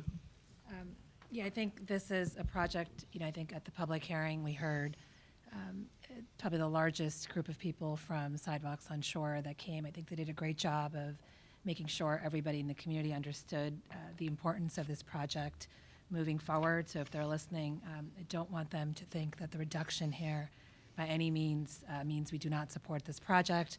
The 75,000 here is what the DPW commissioner is recommending, what is required for the feasibility for this. And I want to make an additional point. I did walk this road with some of the SOS people that are leading this project, and also walked Lucas Point with some of the neighbors that had expressed concerns. I know there has been clarity that has been provided, but just want to reiterate that this is a sidewalk, is extending from the corner of Sound Beach and Shore all the way and up to, but not including those stone pillars. So Todd's Driftway is a part of Lucas Point. This will not, the feasibility will not include that portion, and I think it's an important piece just to reiterate, because the Sidewalks on Shore community really has advertised this as a sidewalk to Todd's Point. Really, this is a sidewalk up to the Lucas Point portion, and then from that point on, it's private land. So this is a project we all support, and just want to clarify both those two points. Ms. Moriarty? Yes, so there's a lot of support on this board for this project. I want to make a suggestion that members can consider is, instead of deducting the 125,000 this year, is to keep the $200,000 in the budget and condition the $125,000 upon review and approval to proceed to feasibility based on the results of this survey indicating a possible plan for improvement for possible plan for sidewalk implementation. And the reason for this would be that the DPW wouldn't have to wait an entire year to get money for feasibility. It still lets the BET control the timing of that, and it lets us see the results of the feasibility before the money is released. But it would not then tie them to an annual budget calendar. Given the full support on this board, it sounds like for trying to move ahead and seeing what we can do. There's not a commitment that we can get it in. It's the first start of looking at this project. But it's an alternative way to go, and I'd wonder if people would consider changing the motion to make it a condition on the 200 as opposed to a reduction. I have a question on that. Can I just ask a clarification question on that? Sure. Leslie, so my understanding when this was being reduced from the 200 to the 75 was that the 75,000 was what was needed for the feasibility. Are you saying that that's an incorrect interpretation? The survey. I believe it's an initial survey, so, some work to see Yeah. what can be done, but additional work will have to be done to look into the actual, exactly where a sidewalk could go and how it would impact public property, private Okay, then property. I'll only speak for myself. I would be in support of Ms. Moriarty's condition, that we condition the first 75, because I think this is an important project that does need to move forward, and we cannot delay. I'm sorry, my understanding was that the 75 was inclusive of that feasibility. So I would support Yeah, the conditioning. the I would information. support I that. just need to clarify, if you want to clarify. The information that we got from Jim Michael was $75,000 is enough to do the survey and initial work. So I see no reason not to take them up on their offer. I also, can I just, before, I'm sorry, I think that, this needs to be done in a phased approach again. I think we need to understand first what we can and cannot do. This may indeed require moving light poles, moving people's property lines back. It will also require public hearings to make sure that people understand what's going on. I like a phased approach to this, and I think that there'll be enough work to do. But, and again, Jim Michaels feels that 75 is fine to move this forward, and I support the 75. Harry, can I just make Yes, please. try to clarify this? This is my understanding. So the 200,000 initially was for the survey and additional planning that went around that. So the 75 essentially buys us just the survey. There's additional planning that needs to go with that, such as looking into would the town need to negotiate with homeowners given where their property line lies, and potentially cut deals with residents along Shore Road. So they're going to need $200,000. I think I actually mentioned this back in a different light. I mentioned this a couple of months ago that when we saw the 200,000, I said, oh, that seems very high for a survey. So, which is correct. Which is, a survey is going to cost us, $50,000, $75,000, but there's additional work that needs to be done, and I think that's what Leslie has pointed out, and so that additional work is the additional $125,000. Go ahead. I guess my point is that after the 75,000 is spent and, it's looked at, it may be possible, and I don't know, that this may not even be a feasible project based on the logistics, et cetera, et cetera. So I would prefer to see the information and have the information gathered first so that people will understand what it will entail and then move on to the next phase. Harry, could I? I'm sorry, yes, please, Matt. As a resident of Shore Road, I know a bit about the project, and I look at this a little bit differently than as is being described today. I actually see this as one project in phases already. The first project was between Tomac and Sound Beach, and that was successfully completed thanks to the work of the Sidewalk on Shore membership and their leadership and the Office of First Selectman, and there's been broad community support, as the chair just mentioned. The suggestion that Ms. Moriarty is making, I think, is an excellent one. The reason is it accomplishes all the objectives that have been mentioned, including the concerns that Karen just mentioned. In other words, let's get the survey done, let's get it funded, and upon a successful completion of that, we'll have the $200,000 already budgeted for, so we can finish the project, and then save a year of construction time to get the project completed, to complete the whole project, which means a safe sidewalk that continues all the way down to the causeway. As was mentioned, and I think it is important to mention, does not include the Lucas Point community. I also want to mention just one other thing. This is not a sidewalk to Todd's Point. It is a sidewalk from the causeway to schools, to Old Greenwich, to the Eastern Civic Center. So this is a two-way sidewalk that allows children, pedestrians, bikers, joggers, safe passage to and from Old Greenwich and the surrounding community. I would just point out that technically, bikers are not supposed to use sidewalks. And I believe that's the law, okay? But when you take pedestrians off the road, it makes it safer for them, Harry. Thank you. I understand that, but there's a lot of misinformation about bikers using sidewalks. I would also point out that, as Karen has said, this is going to be a very difficult project. There's a lot of ins and outs probably on the property lines. We're not taking a big number out. If they're successful in their survey and their initial work, and they want to come back to accelerate the project, they can come back and accelerate the project. But I think we're going to, I at least am going to stick with my motion to reduce by $125,000. Anish? I just want to, I appreciate all the dialogue here. I think this is one, as Mr. Deschamps just pointed out, I think there was a sidewalk that was completed from Sound Beach over up to Tomac last year. So I think we're probably going to see similar kind of concerns on this end, but I do think it's important to signal to the community that we support this project. And I think the condition gives us enough protection that, if in the first phase of this survey, it looks like there are some concerns, we can hit pause. But I think it's important for the community to see that this, if you walk, and I really did do this entire walk from Sound Beach all the way up to Todd's Point and Locust Point specifically, this is one where a sidewalk really is necessary. So I would urge some of my colleagues to rethink this one. David, did you want to speak? Yeah, I think we're moving toward a good outcome, a potentially good outcome here. If I'm hearing Ms. Aurora, Ms. Jansen is right next to me. I hear her fine. I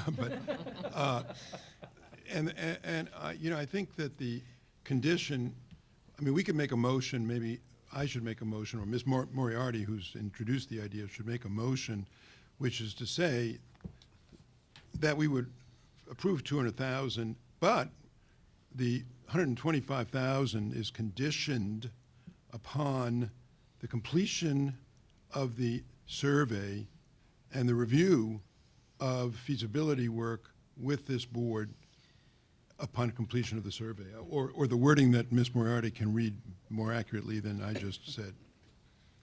Karen?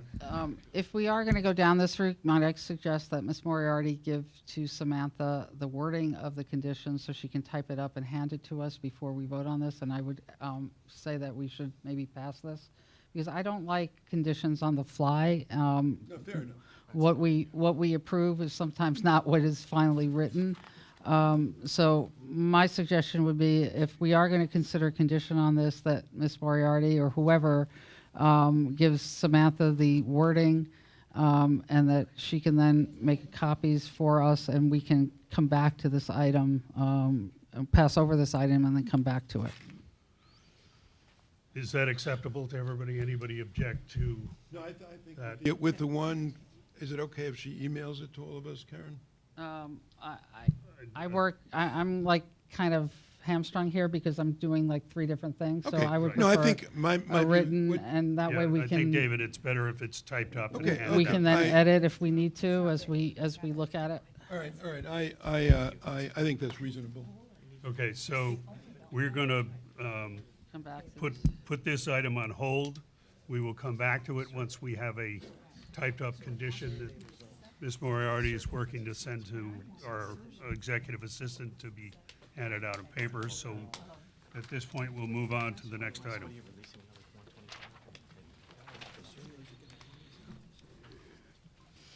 Public Works, 312 Glenville Road, Weaver Street sidewalk. Excuse me, we're moving on. Attention, please. Nisha's over there. Public Works, Glenville Road, Weaver Street sidewalk. Public Works, 312 River Road Bridge design. Public Works, 312 Grove Lane drainage project. Yes, and I have a motion here to delete the entire $300,000. Could I have a second, please? Second. All right, Lucia has seconded, it's been moved and seconded. My rationale here is that this is a deletion of the entire amount. DPW claims it addresses a 25-year storm, but it really was a 100-year storm that caused the road collapse. That was not a 25-year storm. This was first identified as an objective to be fixed in 2010, but to the best of my knowledge, has never come up since. So to all of a sudden put it as a priority, I just think it needs to be deleted and come back at another time. This is when you look at the out years, it's a huge project and would be competing with other things that I think are more important. Excuse me. So at that, I'd ask for any other discussion. Lucia?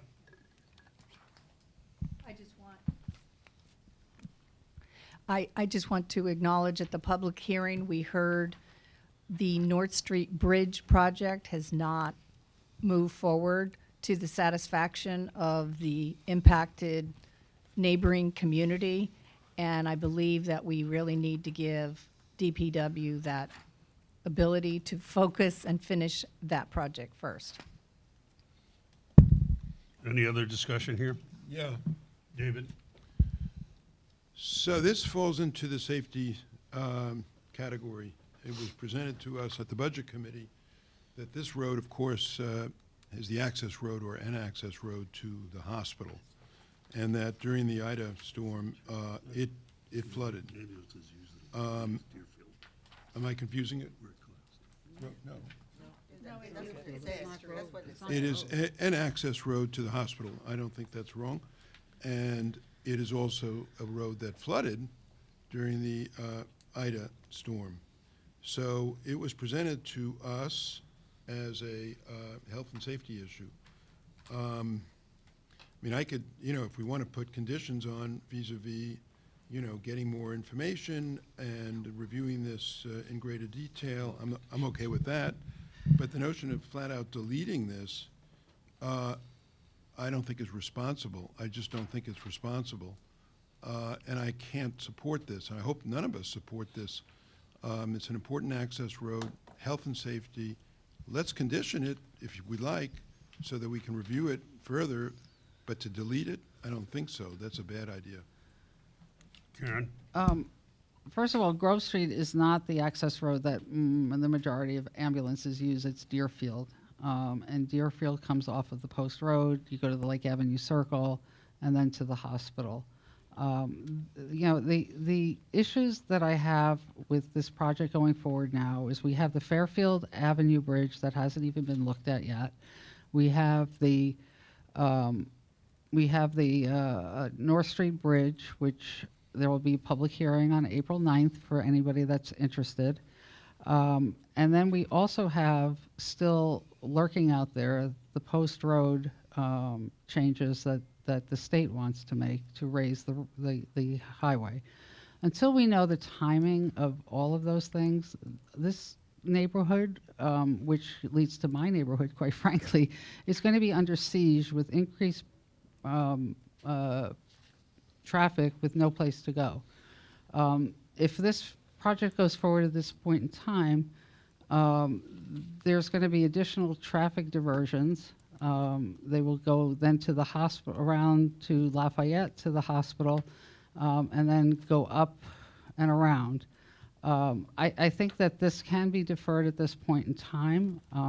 The DPW has some major projects. The River Road Bridge is another major project that we're approving today. There is plenty to do, and this certainly is not a priority at this point in time. Any other discussion? Yes, please. Yes, Mr. Kalb? Thank you, Mr. Chairman. Yes, I would like to speak in opposition to removing this. I think so. Can you guys hear Yes. me? Okay, Yeah. sorry. Sometimes it goes in and out. I'd like to speak in opposition to removing this. I note that residents and people in the area have been really talking about trying to improve safety here for 10 years now. And it's just an example of how long it takes for these things to work their way through the system and for us to address them. Stormwater is one of the biggest concerns of our residents in town in many areas. And I think, again, you know, we're talking about traffic and safety and, you know, people's lives. And to me, we're just piling on here. So I don't think we gain much by deferring this yet again. I think it's something we need to address. It's important, and I think we have to send the right signal to our people. So I'm opposed to removing this. I don't, again, as my colleague has suggested, if there's a motion to put some conditions on, that's definitely something I would consider. Sorry, Leslie? So, quite frankly, I'm fearful of starting another very large project, Grove Lane. We are hopefully sometime within the next year, because we were told it was going to be last June.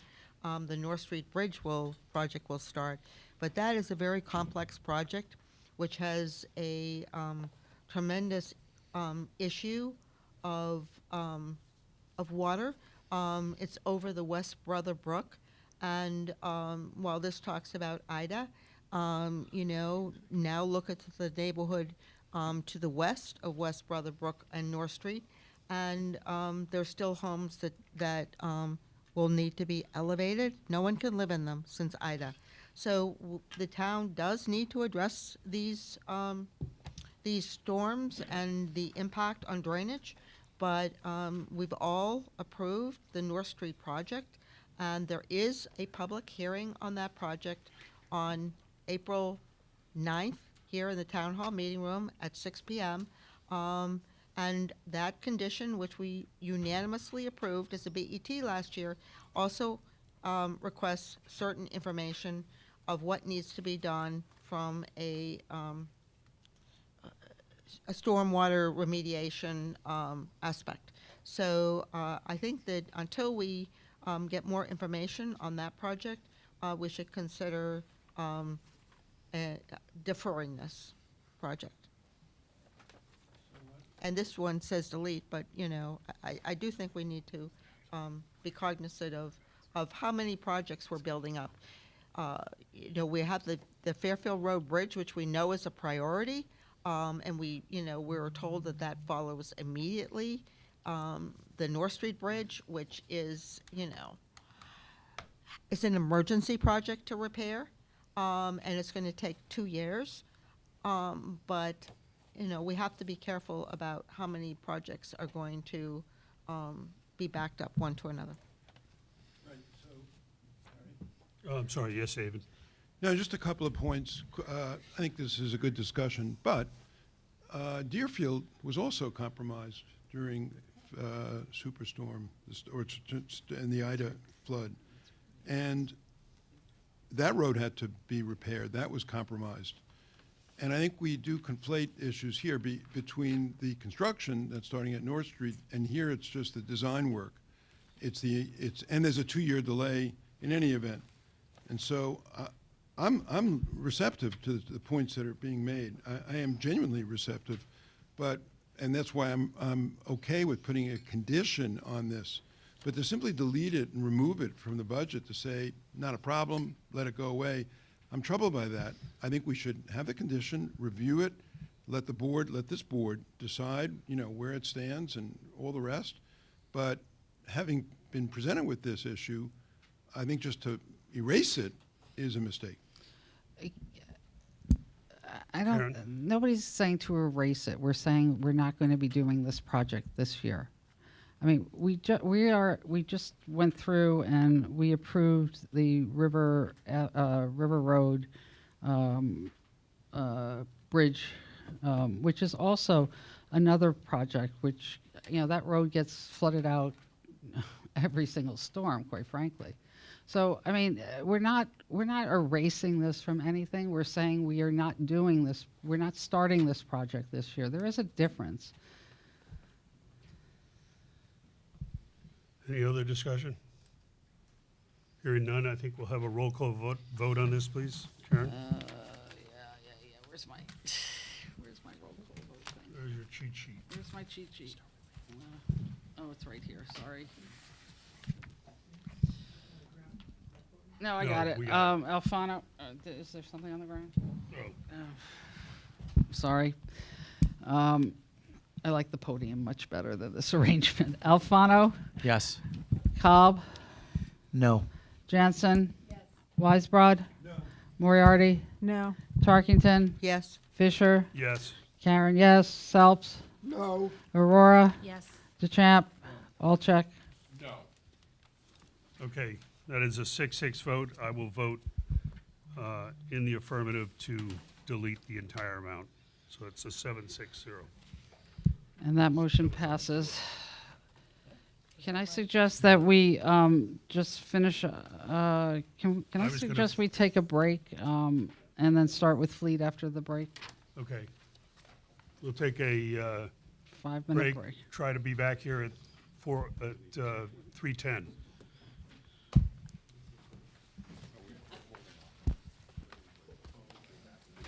Yeah, that was yours, 'cause it was-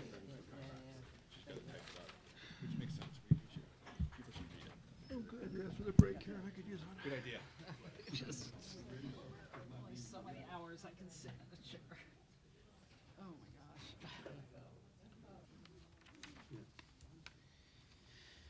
Okay. Are we ready?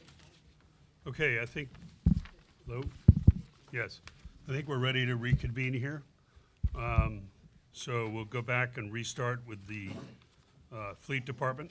Hold on, no, we haven't gotten through all the rest of, I thought we got through DPW. oh, did we do the townwide? No, we didn't. We stopped at River Road, Grove Lane, rather. We have Public Works. Oh, I'm sorry. 312, stormwater drain maintenance. Public Works, 315, BOE parking lot maintenance. Public Works, 315, GHS soil remediation. Public Works, 345, Senior Center interior upgrade. Public Works, 345, townwide roof replacement. Moving on to Fleet, 380. I think there's a motion here for a general reduction. No, I think the first one. I'm sorry, yes. First one is a fire comfort truck. Well, I don't have that one. No, that one, Actually, we have a little bit of a quandary here because you've got all the individuals listed, although it was more like a single line item in the budget. Is there a sheet, is there an amendment to that? was there an? I have no idea. I didn't realize it was like this. I think it's on the next page. So the first one on this list. is Page 36. Fire comfort trucks for $2,400,000. Well, in our book, we have Fleet Department 912 general reduction first. Harry, you go first. Okay, in regard to the Fleet Department, we would like to do a general reduction to the 912 account of $500,000 for all the vehicles that are listed in the capital book on the single cover page, being generally trucks for DPW and others, and we essentially want to defer part of the fleet request other than the two major items. Let me just verify. Just so we're.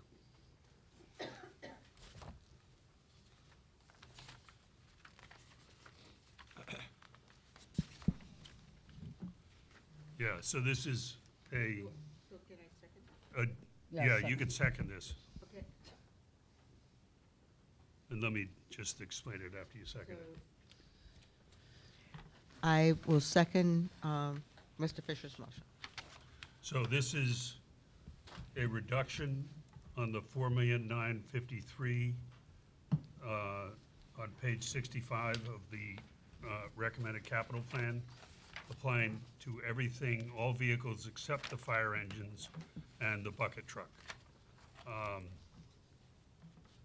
So a reduction of $500,000. This is by far one of the largest requests we've had from Fleet, and we believe they can prioritize the vehicles they're looking at. Leslie, do you have further comments? So I'll just add, I will add that in this budget, other than the two fire engines, there were 12 additional trucks, cars, pickup trucks, dump trucks, et cetera, which totaled $1,342,000 that were not budgeted in fiscal year 24 for fiscal year 25. We've, certainly count on a focused budget coming from Fleet, and there were many additional vehicles in this fiscal year. Any other discussion? Yes. Leslie Moriarty?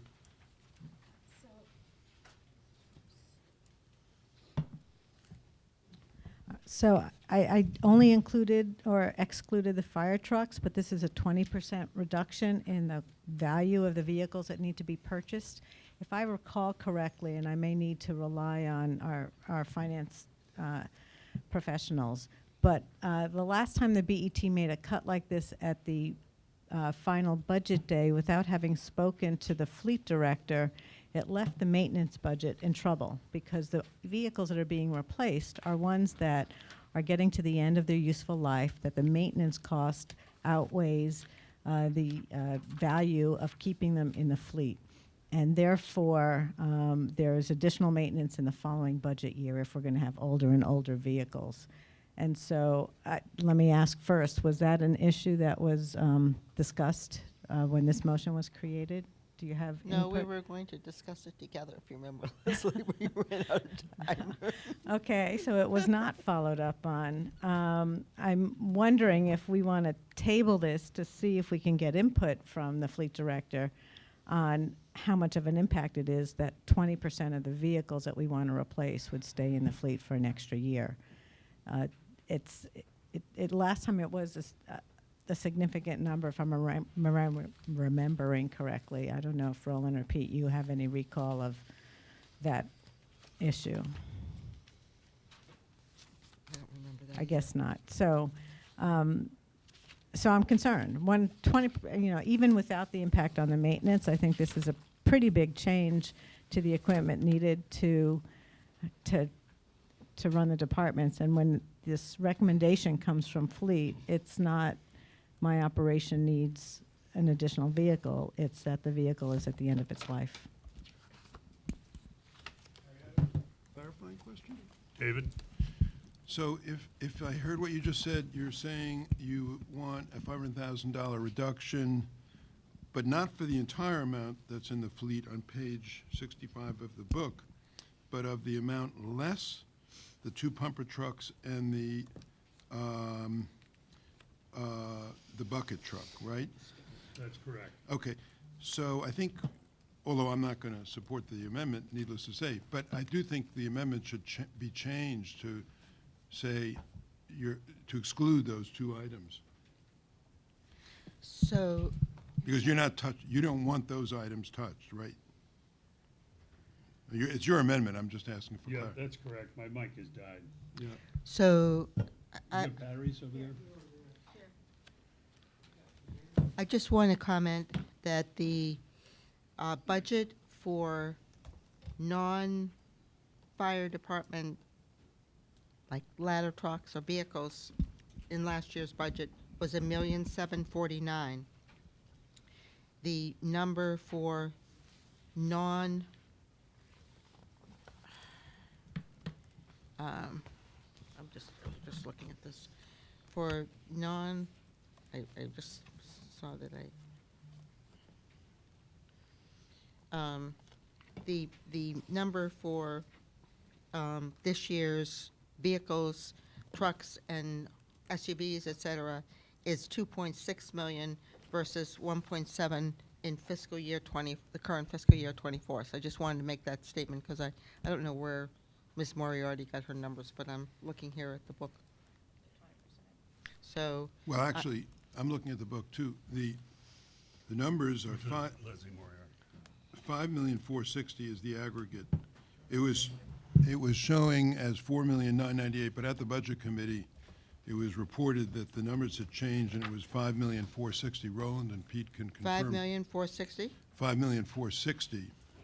And so what I'm doing is a little bit of quick math. If you take out the 2 fire trucks and the bucket truck, that gets you down to 2.8 million. And if you then take 500,000 of the 2.8 million, you're actually seeking a 17.8% decrease in the remaining items. Would be what it is, but I mean, all I'm asking is that the amendment be changed if Harry, who's the proposer, is willing to do that to reflect what he said verbally. That's all. Yeah, I said it the cut excludes the fire trucks and the bucket truck. I would, as a seconder, I would support that. Yeah, you seconded it. I know. Yes. Any other discussion? Seeing none, I guess we need a roll call vote on this. Hold on. Oh, I don't like this. Voting on defer partial fleet request excluding 2 fire trucks and bucket trucks, right? Correct. Okay, thank you. Thank you very much. Hold on. Okay. All check. No, I'm opposed. DeChamp. Aurora. Yes. Phelps. No. Vasiliotis, yes. Fisher. Yes. Tarkington. Yes. Moriarty. No. Weisbrod. No. Jansen. Yes. Cobb. No. Alfano. Yes. 6-6. Okay, I will break the tie in favor of the reduction of $500,000 as outlined. Motion passes 7-6. 760. Okay.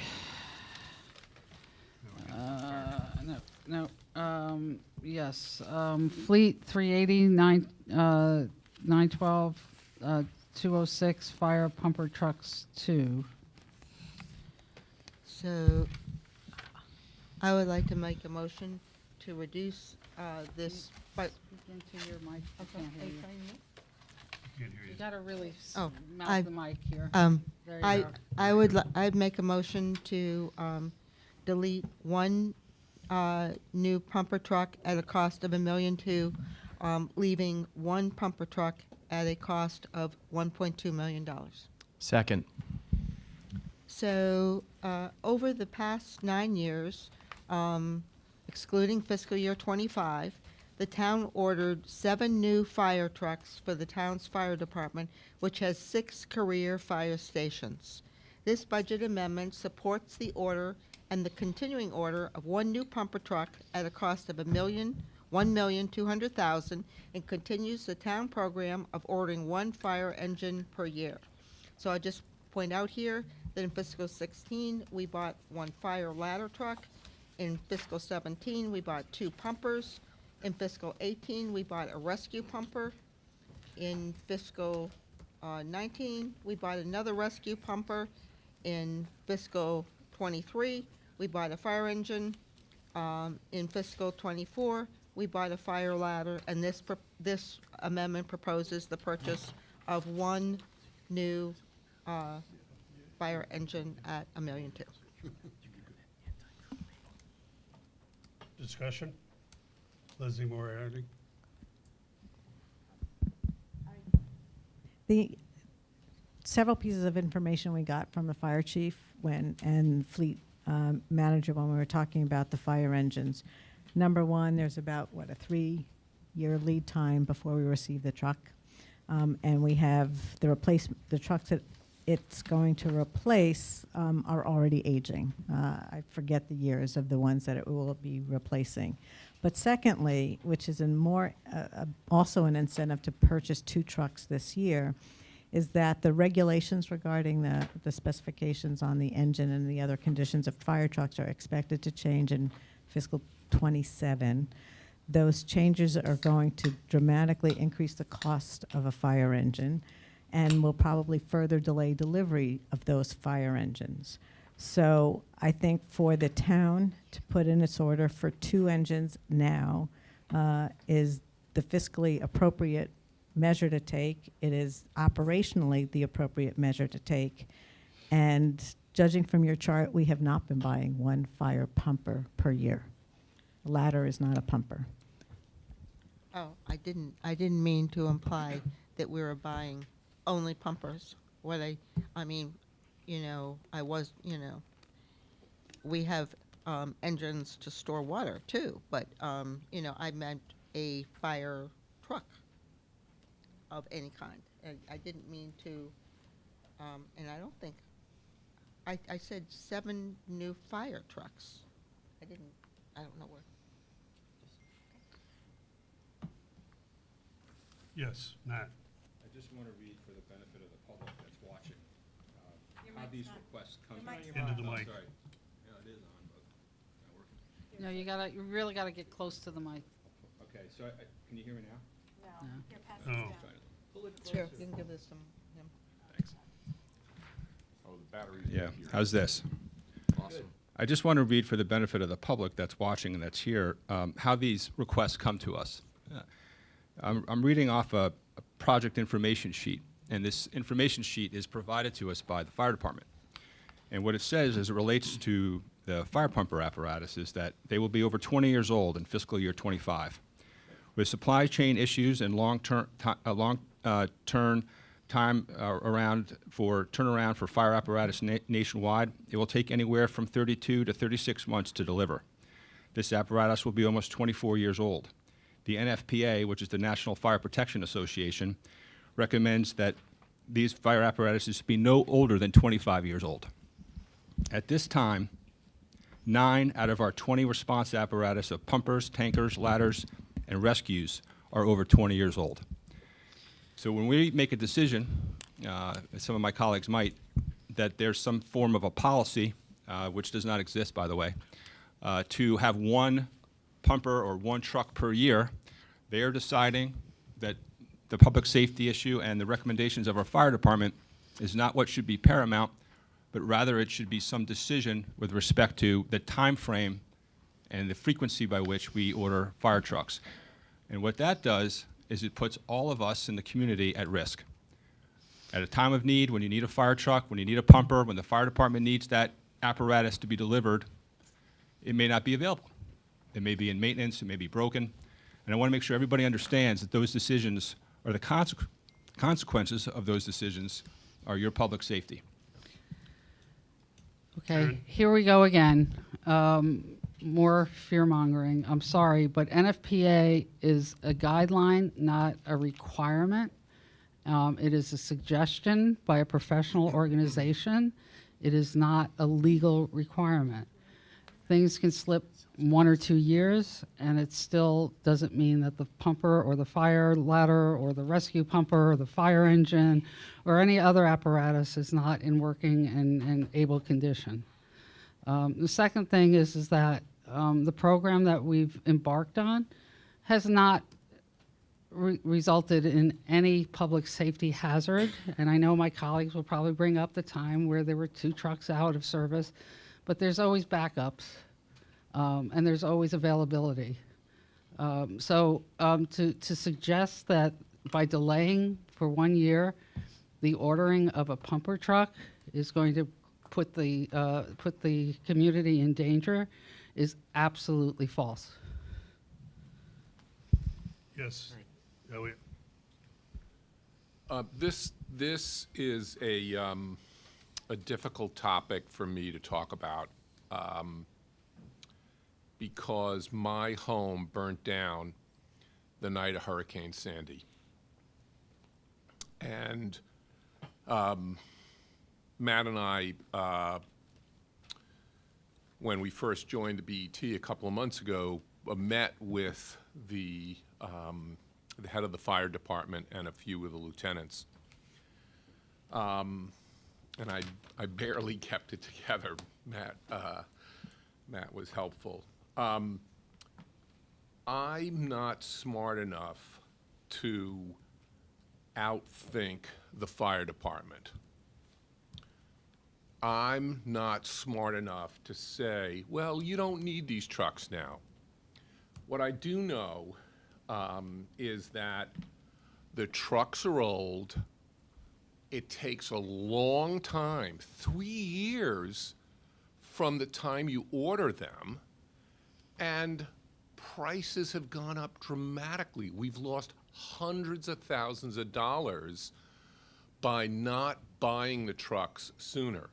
Now, I will tell you, in my personal case, the fire department came to my house and didn't put a drop of water on my home. They couldn't because the water pressure from Aquarion was insufficient. The pump was broken, evidently. Now, similarly, if you don't have a truck that's working properly, do we need to wait until an event happens, that something bad happens, to wake up and say, oh, well, maybe we should have bought that truck? Do we need to wait for failure in order to do the right thing now? I think, we're better than that as a community. And I get, and I think my Republican colleagues know that we can't buy everything. We shouldn't buy everything. And the Democrats, I feel strongly, are fiscally conservative and not in favor of buying anything and everything. We're cutting, we have cut and are willing to cut where it makes sense. But really, we can't afford a fire truck that may or may not work, in the case that, God forbid, that there's a major fire and we need the truck and it breaks down or it's not working properly. Thank you. Any other comments? Oh, yes, Stephen? I just want to reinforce what my colleague has just said. We're being asked to replace the judgment of the authorities who say the truck should not be more than 25 years old. It's true that they might not break down, but what we're doing is rolling the dice in hopes that we're right. And for this purpose, I think that protecting the public safety is a better use of our money and the taxpayers' money than probabilistic guesses about what might or might not happen. I don't believe that this is scaremongering. I think this is prudence, and I think part of our job and the way we get elected is to ensure public safety. I believe this is a public safety issue. I don't rant and rave, but this one I feel very strongly about. Leslie? Leslie? So, again, I just want to repeat, I think you turned it off. You turned it off, I Turned think. it off. No, It's gonna come no, toward you. it's, I Battery's think it's, probably- battery's dead.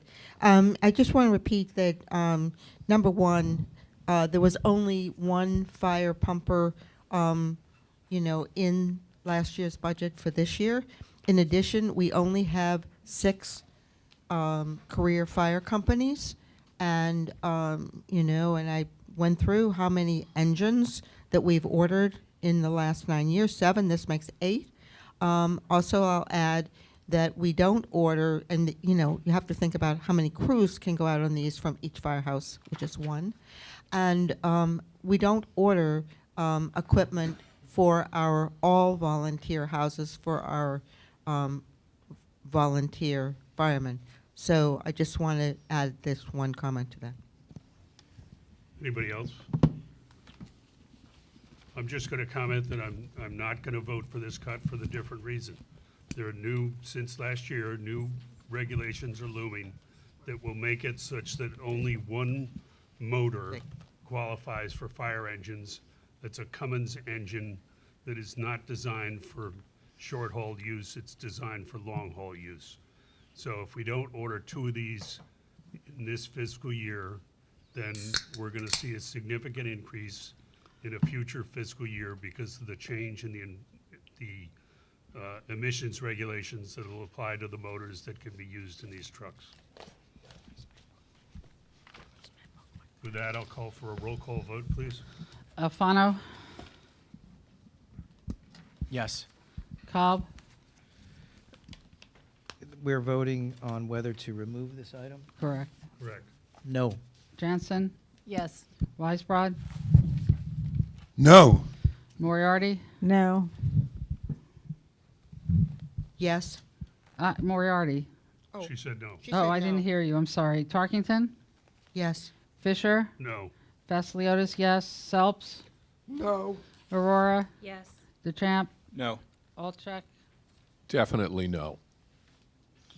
Motion passes, is defeated, passes. sorry, 5-7.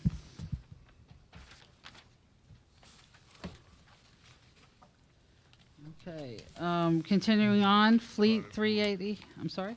Oh, I'm sorry, yes.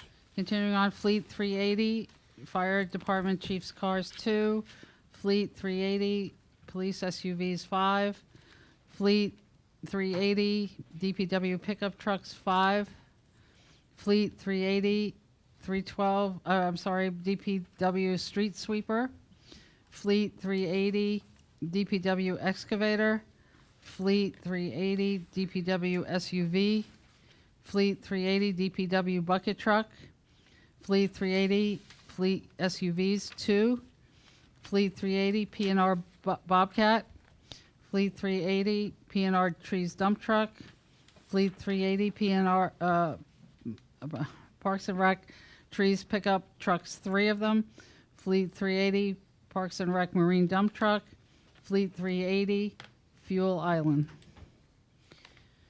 Moving on, external entities. Bruce Museum, AC, Old Mansion, 3rd floor. External entities, Repoint Open Mortar Joints in Ashlar something. Schools, Excuse me. sorry. A question to the chair. Before we move on to schools, do you want to circle back to Shore Road South and the condition? Oh. I'm not really satisfied with the condition that's written. I've been trying to rewrite it in between everything, but it's a little difficult for me to do this, so, I'll be more than happy. So I have a feeling we're going to be taking some recesses in the next few minutes, so we will, We should take a recess now. Hash it out, get it done. That's a good idea. I mean, all right, everybody's- yeah, let's talk, because Nisha and I did work together and got agreement on language, so let's. I get it, but it's still a little too vague, so I was trying to do this in between. Let's take a recess. Do people want to take a recess to try to get this done? Okay. Consensus? I don't know, I gotta sit, Right. She needs to concentrate. I need to concentrate. You know what we're doing. I can't concentrate and do 5 things. Okay, so we'll take a recess for as long as it takes, hopefully 5 to 10 minutes, no more than 10. Yeah, that's not written correctly. Your colleagues for the educated one. Yeah, no, but this up top. Yeah, no, that doesn't belong. It's Right. just a condition on the actual. Right, yeah, yeah. I mean, you feel sorry for anyone else that's burned down. I mean, that's horrendous emotional. And just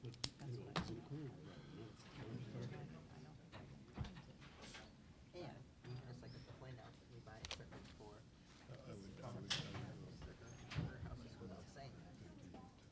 Just pointing out I'm not. I think your colleagues want What are to you talking- correct some of the language, but sorry. specifically, I didn't think it was. Initially, I thought she wasn't supporting it, so I looked at anyone else. Okay. But, You want to, like, she's, yeah, to let her, and that's fine. Yeah, and I think your the colleagues have, intent is there. yeah, and your colleagues have. What, I'm sorry, what is? It's just, the recess is only so she writes this. But, What?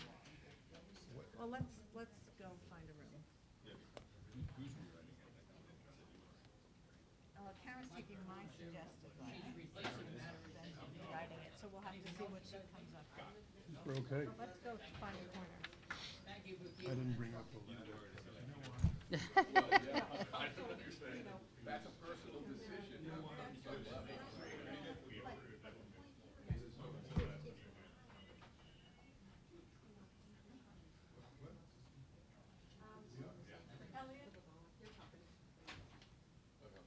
I'm getting the hook, sorry.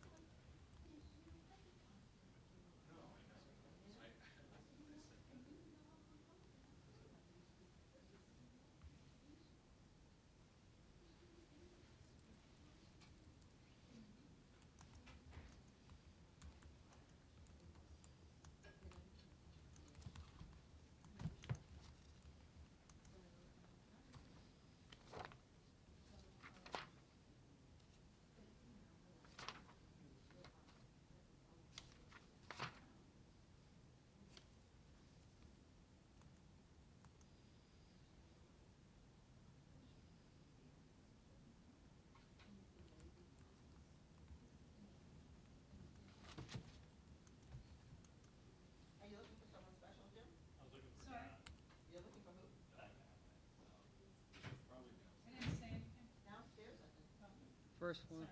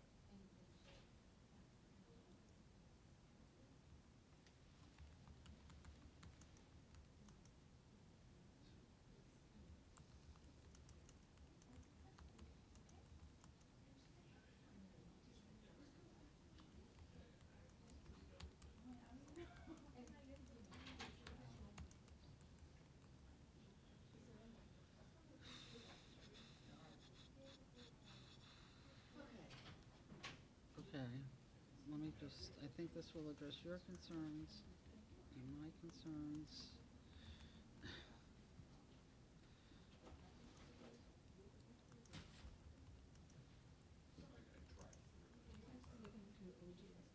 Yeah, looks like it.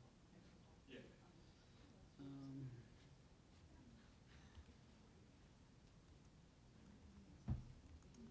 I am doing that right now. Can I read over your shoulder? Hold on a second, just let me just finish this part.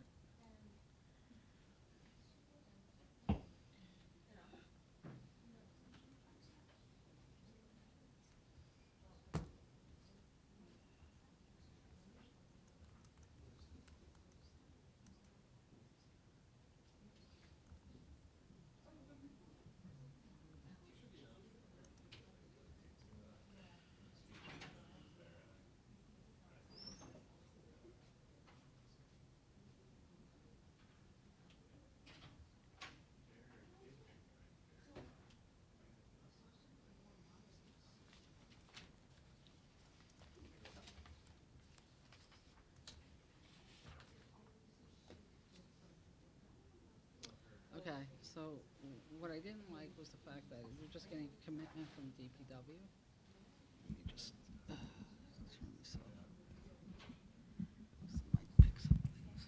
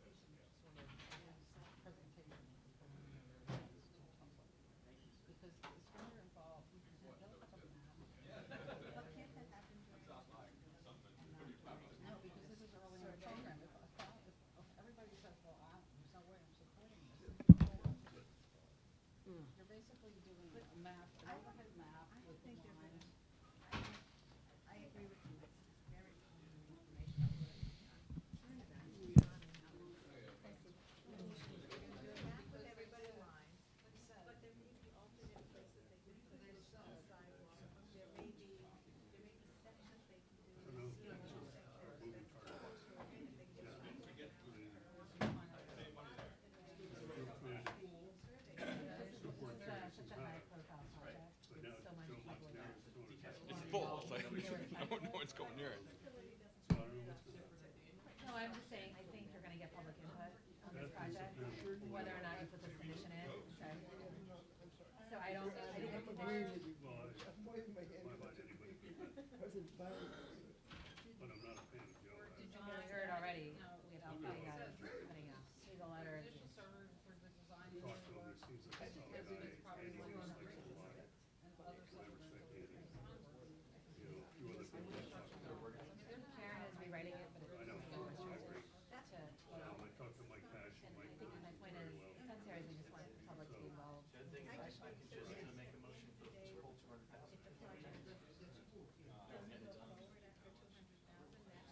Who's that, yes? I think we should put condition in to give us some protection. Put condition in to give us some protection that, in time, that the public really doesn't like it. Lock it, but we're gonna know anyways. There's always the silent majority number. I did ask, but I walked. But I also drove it and looked at, there are like 2 telephone poles There are. on the sidewalk. And then there's one house, I think, Might just not the way it want it. looks, like you're gonna be taking part of their front yard. Well, when I walked it, I said, did you ask not on the shore? I asked her, did you survey? She said, we did a survey. We already did a survey. The survey guys, and I said, what are the results? She didn't know. DPW has already done a survey. And I didn't, we don't have a survey, I don't have a survey results. But the point is that I asked her, do you have 100% support? I don't know who gave me that. Oh, you gave it to me. But we'd already got this. Cold in it. What's the real deal? No, it says zero Zero. sugar, it's also garbage. I know, but you know the difference is Yeah, different chemicals. different garbage. Different garbage, This right? is phenylalanine. It's all bad for us. This is equal. If you don't know what it means, or you can't pronounce That's it. not the one I like. I usually like the diet, because this one probably is sucralose. I'm so shocked. I know, it's phenylalanine. So there's saccharin, phenylalanine, and then there's sucralose. Sucralose is the best. One of those was a byproduct of ant poison. Of ant poison? Oh, that's Yeah. appealing. Sucralose is artificially created. We don't have the enzyme in our body to digest it, so it just goes right through. So it's actually not a chemical. It's sucralose. It's like a fructose, like a But what's the sugar. other one though? You said saccharin. That's what I'm talking about. It's not saccharin. It's the equal, sweet and low, and Splenda, right? So those are the 3 zero sugars. Each of your diet drinks is either equal, one of those 3, right? But Splenda, that's what I use in my tea and my coffee also. It's sucralose, it's the yellow packet. It's sucralose, which is actually a sugar where our body just doesn't have the enzyme to digest it. I cut all of that stuff out. I know, Do you use like Truvia or, I you don't know, like stevia and Truvia. That's stevia? stevia. Stevia and Truvia. Truvia and Yeah. stevia. Tried it, I still like it. I don't like the Yeah. taste. I'd rather Yeah. have no sugar than. Yeah, I cut it all out. I just, you know, It's all I bad. don't- Every I time I don't- drink it, they look at me like I'm doing drugs. I'm I like, do. "Relax." My drink is, I brew herbal tea. I know. You know Herbal what? tea, no caffeine, you know, just Okay. flavored water, essentially. That's boring. Elliot. I know, Do you have a glass of wine every now and then, or no? Every now and then I have a glass of wine, yeah. I have a friend who has very good taste in wine, so he provides the wine. The juice. Yeah. You know, this is Coke Zero. What is Karen's? Coming through. Here I am. Are you gonna support it? Will you write it in the letter? You will support it? All right, Harriet. But that's a, We gotta finish before opening day, Karen. what would you like this to say? This is opening day. Baseball. You guys have like it. No, I was saying the amount, with that. Oh, you're just this confused with is, that. yeah. You're okay with that? Yeah, because it should be 75 net. No, it should, Well, it's or it should be- 125, condition Okay, 100. fine, 125, is what- yeah, right, the 75 tomorrow. become the number we use for the survey. I only Tomorrow? read the language. I see, oh, so she didn't, yeah, so, I would just say, I'm not going because So this should I be have a 125, conflict. and then it's 75. To me, it's a religious holiday, but right. What, a Mets game? Well, that, we should ask her to make opening a day, no, change, that's though, serious. you know. My brother Is wants this to the language work you're for the gonna use? mayor, and the mayor saw him at opening day for the Mets. Yes? Yes. Oh, you don't want me? You said David.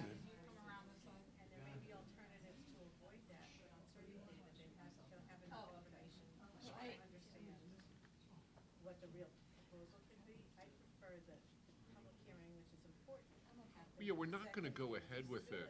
Yeah, we're not gonna go ahead with it if it's not possible, right? I think this is what my point I'm making is, normally I do agree with Karen's sentiment that we need to make sure that we do something the public is okay. You don't want to do something. Which the we public agree doesn't with wanna- too, I think. Which we you all know. agree with. Yeah, I just think this would be just such high profile that you're gonna get public input no matter what. yeah, absolutely. You know, like, Yeah, you're gonna get input gonna- from all you're of gonna the, get input. you're gonna get input from all of the homeowners. You're gonna get from Lucas Point. SOS will make sure you know. that They every will, they single- did, they did a survey. They of did the- do a survey. I think 90-something.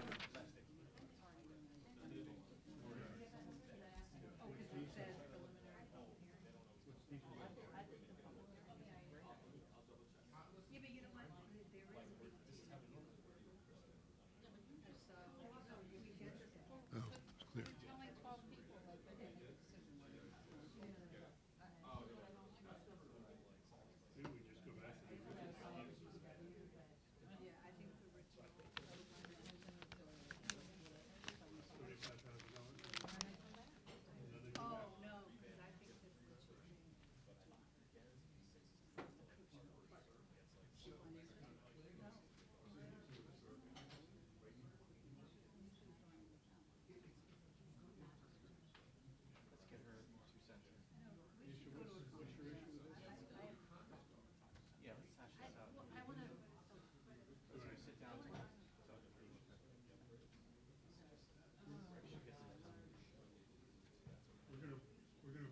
Break for a caucus.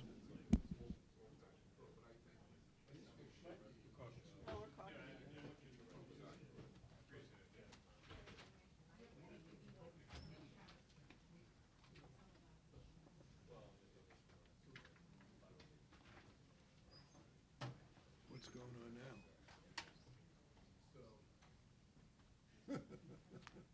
Hey, when is, let's get on to serious things, Roland. You know, you're asking serious questions. Is that right?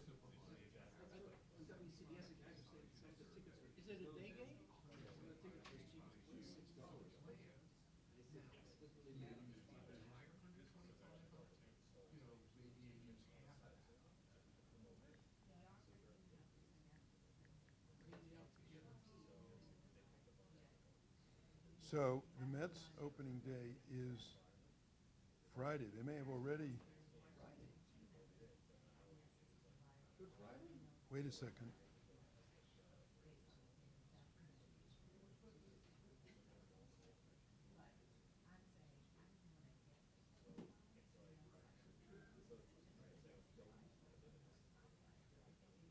Come on, David.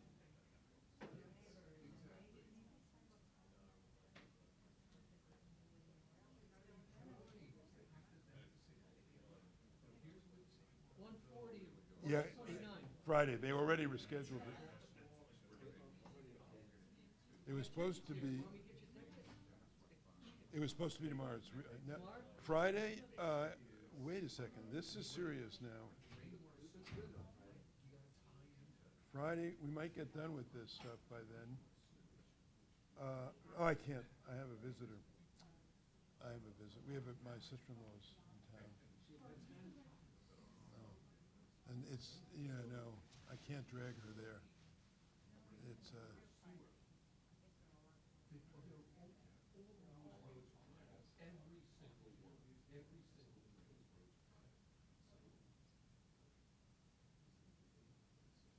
what is going on?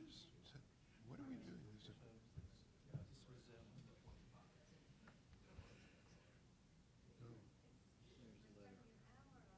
Let me see. Yeah, well, unfortunately online, it doesn't look as good, but there are 99 elected officials. None of the BOT buildings. Did Fred? Yes. Emma Ribbon, a few other very well-known.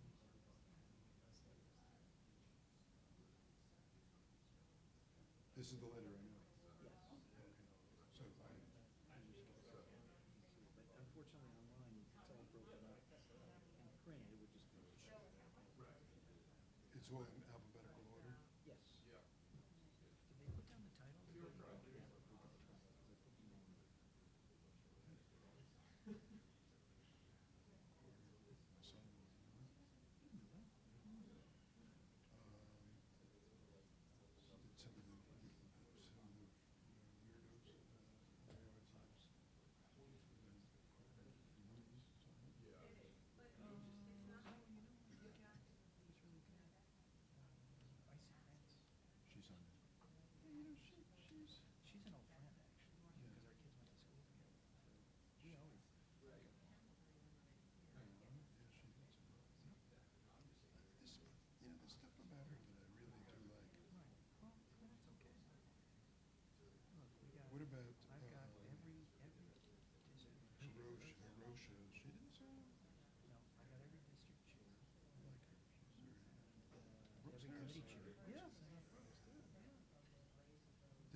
Are all of them aware? Did they all have an opportunity? I gave it to them, sent to everybody. All elected officials had an opportunity.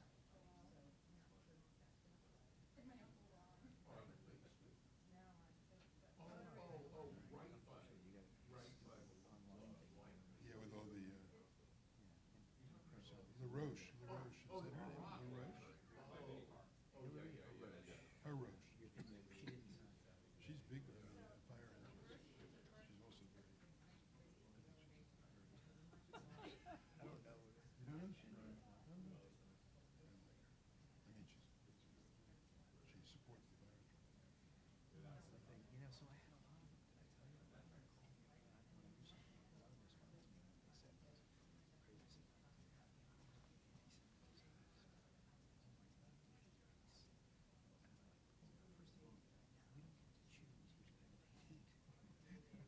hate we're not. It's like, we're against hate. And second thing, I said, what are you worried about? We're not, like, you seem to be worried about this task force is aiming at you because you're worried that you might be accused of hate speech. And my point is that it's not reporting, it's not going after anybody. Well, this is the thing, they're all libertarians. Yeah. They're That's who worried they that, are, that's who they they're are. worried that this is aimed at, but the reality is that they wouldn't feel that. They didn't know. No. We're not used to this,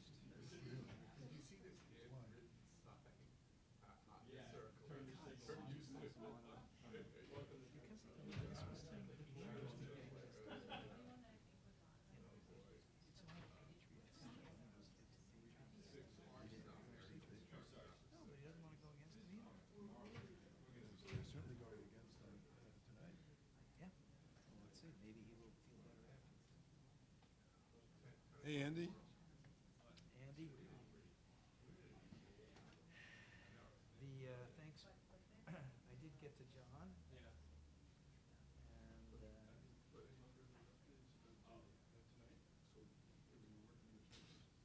And, he's not telling you where he's going. No, I don't want to know. He's going before. Oh, of course he's going to. Frankly, if I could, I'd go too. I don't think I'd be welcome. They couldn't. I don't know if I'm gonna be able to. So if they throw me out, I'll come see you guys. Nice. Where, I don't even know where he's gonna be. Eastern Greenwich. Eastern Middle School on Injury, 1051 Avenue. but go to the, or go with your child and play with them. So, No, seriously, don't lose it. No, I'll.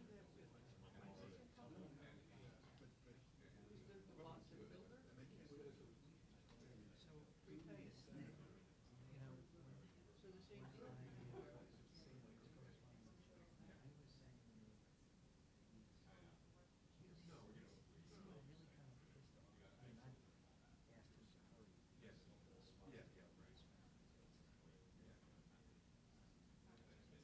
I was saying that he was really kind of pissed off. And I asked him if he hurry. Yeah. Oh, yeah.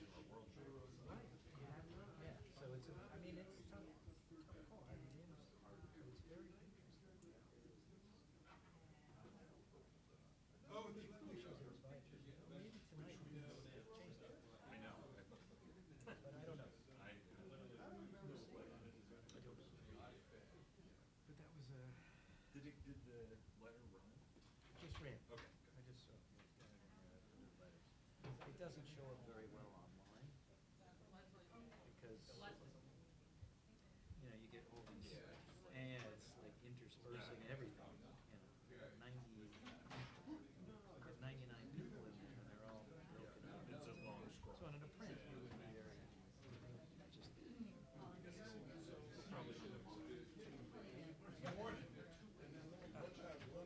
anyway.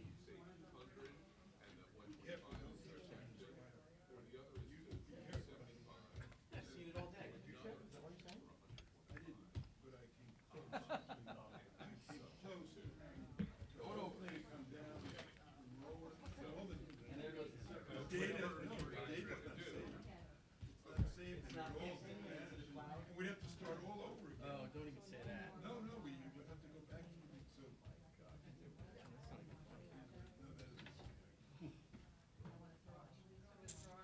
isn't. The wheels of progress move slowly. Sometimes they go just screeching. You should touch your phone. Come on. You and I can make it happen. I've been blobbing out here for a moment. Just taking a mental. Yeah, we're appropriating the 200. You wanna go back? Don't, we can get some air again. We can solve the rest of the on. We did, that was good. Roland, you know what? You like the what's the matter smoker. with-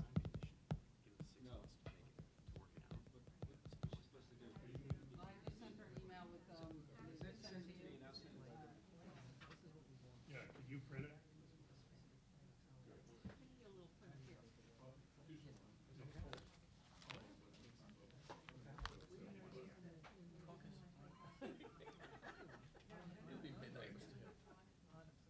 Are you talking about the horrible payroll? Hey, Lucia, who's gonna be the new chair of the RTC? I don't know, that's a mystery. Is it still unknown? I'm not as active on the RTC as Are you, aren't you a member? I am a member, but I spend Are all you my. one of the 66 that vote? I do, Oh, okay. but I. I'm not don't- gonna ask you who But you're I'm not on voting the for. internal, Oh, and I'm also, I really spend more time on the policy stuff. okay. I'm gonna vote yes. Okay, thank you.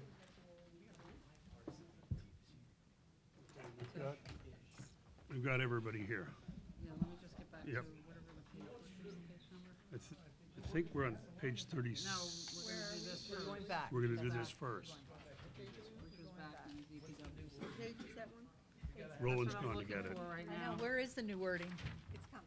Oh, thank you, Leslie. Page, We're printing it page now. 32. Karen did. We're printing it now, we're printing it now.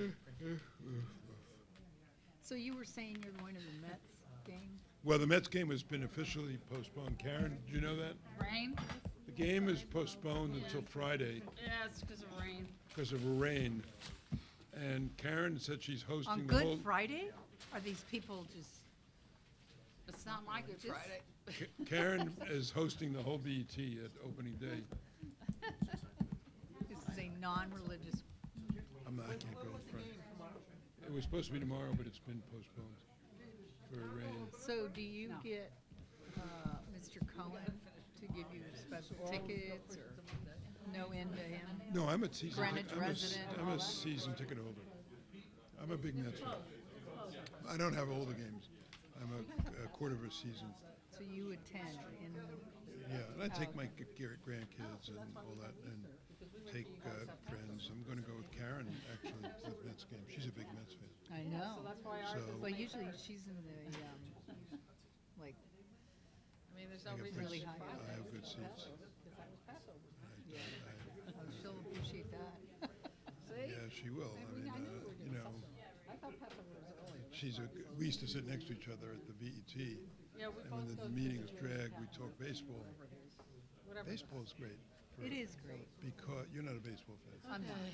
But That's I all know right. that people love the statistics of it. They love. That's right. Waiting for, I only watch it in movies, like with the famous Ferris Bueller. Okay, here he is. Swing, silly things like that. It is a common Or denominator. the movie, If You Build It, They Will Come. Yeah, that's, That yeah, was a Field cute of movie Dreams. too. Yeah, Field oh, of yeah. Dreams, another cute. I showed that to baseball my movie. grandkids. They were probably too young to see it. Oh, that was a cute baseball movie. But, and there was a little bit of stuff that was, but Was there? I don't, I didn't remember. Thank you, sir. I decided. was it on R? My daughter then docked me for a month. Gave Showing me, it too early? hey, don't do what I did, Roland. Thank you, Roland. Thank you. All right, let's see, what do we have? you gotta withdraw this one. that you have Right, to take. right. Perfect. Leslie, do you Yep. agree with this? Okay, we're Okay. ready to go back into session here. We're going to go back to the Shore Road South, what I actually call West. And with the permission of Mr. Alfano, I'm going to withdraw the motion to reduce this by $125,000. Do I have your concurrence, Mr. Alfano? Yes. Okay. Now I'd like to make another motion that on the same item, the 312 Shore Road South, that we appropriate the $200,000 in the book with $125,000 subject to a condition which I will read now that I have a second, Elliot. Thank you. Subject to release upon BET review and approval of the Shore Road survey results, said survey providing enough detail to enable DPW to determine that it will proceed with the next phase of the sidewalk project, and a commitment that there will be at least 2 public hearings in the feasibility study. So that's a condition applying to $125,000 of the $200,000 appropriation. So I have a second. Is there any discussion on this item? Hearing no discussion? Can I just say, I Yes, want to Karen. thank everybody for their patience, and I know that it's been kind of a crazy day, but I thank you Yes. very much for your patience. And Indeed.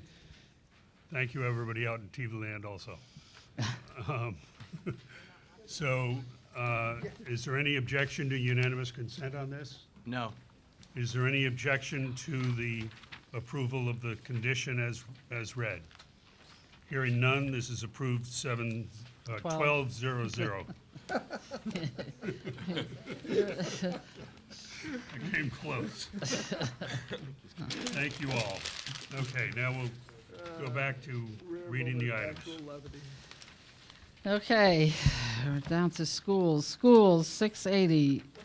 I don't know what page I'm on. I'm on page 37 starts the school, the Board of Ed, but schools, 680 equipment, schools, 680 GHS cellular improvement, schools, 680 drainage.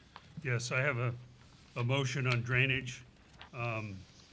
This is to reduce the amount by $250,000, and the $50,000 to be used to fund a video investigation of exterior drainage at all schools in anticipation of future projects to repair and refurbish with full information. I'm sorry. I You need a second. A second, Ms. Aurora? I'm going to second. I just want to clarify, you're reducing from 250 to 200. Correct. No, I'm reducing No. 250 by 200. Yes, Yeah, sorry, yes, right. sorry. By 200 to a Same total thing. of $50,000, seconded by Nisha. This is really, get them to do the videotaping, come back to us with a project instead of just estimated numbers that are $50,000 for every school. Just doesn't make sense. Any other discussion? Moriarty? I'm wondering on what basis you determined that $50,000 is enough to videotape 15 buildings. The $50,000 that was requested is for videotaping, but it's also to initiate repairs. And as I learned from my colleague who has recently had to do videotaping of his lines, he said sometimes the videotaping gets stuck. You have to clear things. You have to actually do some additional work to really get any visual input. So I'm not sure your objective of covering all 15 buildings can be accomplished at that level. Can I make a comment? Yeah, Elliot? So I handled this for our private lane association, and I hired a contractor to scope our rainwater sewer lines. And the way they generally work is it's sort of a package deal where they come in, they scope your line. If they hit something, then you hire them to clear that line out as well. If it's cleanable, if there's some debris blocking it.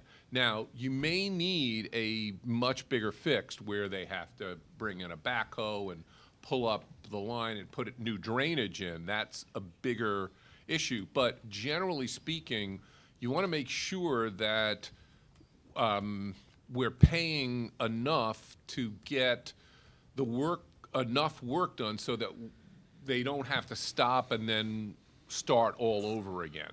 It's more expensive if we don't give them a sufficient amount of money up front. And I don't know, 50,000 may be sufficient, but it may not be. Karen? I actually had the opposite experience. I had to have mine actually scoped, and they scoped to wherever they could get to, and then came back and said, we'll have to figure out how we're going to either clear it or do repairs. So again, I just think that we need to understand first what the scope of the problem is. $200,000 may not even be enough. I don't know at this point. Well, just to clarify, I'm agreeing with you. I'm agreeing with you, but they're different problems. So, for example, one problem that occurs often is when there are Roots. there are clay Right. when there are clay lines and Right. you get roots coming into the lines and it cracks the line. They'll need to be replaced. Yep. But in another case, you just need to sort of do a rotor-rooter job and clear the leaves out. And I would hate to see us do that not do that initial work and have to come back and then pay extra. It's just more costly, that's all. They actually, So we're not saving money, we're just spending more. Karen? my recollection is they do that. They put the camera down, and then they do that with the camera work. And it's not that that's the cost of the whole day, if you will. If the roots have come through and they can't penetrate further down into the street, into the sewer, for example, then they come back and they give you another estimate saying you got to dig up your whatever. I'm agreeing with that. I so completely agree with that. I'm just saying, I- what happens if there are, typically what happens is there are leaves in the line. Right. And you But want that's to, part of the estimate that they give you for scoping it. well, is can what I'm we saying. make sure, can we make sure of that? You know, or are we just pulling that number out of the air? I'd like to make sure that the amount of money we're spending is sufficient to get what we really need done. Ms. Moriarty, followed by Mr. Kalb. Yeah, just to highlight, the way the project was to be implemented would be different under Mr. Fisher's recommendation. It would be, I think you indicated you would want to do as much videotaping of all our buildings, and I get that once they reach $50,000, they stop and they wait for another appropriation. But the proposal in front of us was to try to not just videotape, but clear up any problems at 4 specific schools. They do have $50,000 in there probably to address drainage issues as they arise during the year, sort of emergency repairs. But it's definitely a different way, and I'm just wondering, if you videotape the first year, then you create an implementation plan, you may not get back there until a couple of years later, and then how valuable is that initial videotaping? Mr. Kalb? See, okay, I think we're back on. Yeah, I just had this work done, and I think I think this motion is well-intentioned, but there could be real severe limitations. So it's possible you could, because I know what they do, you drop a camera down the line, and they take pictures. It's great technology, but you could go down just 1 foot, and you're blocked. Camera can't get through.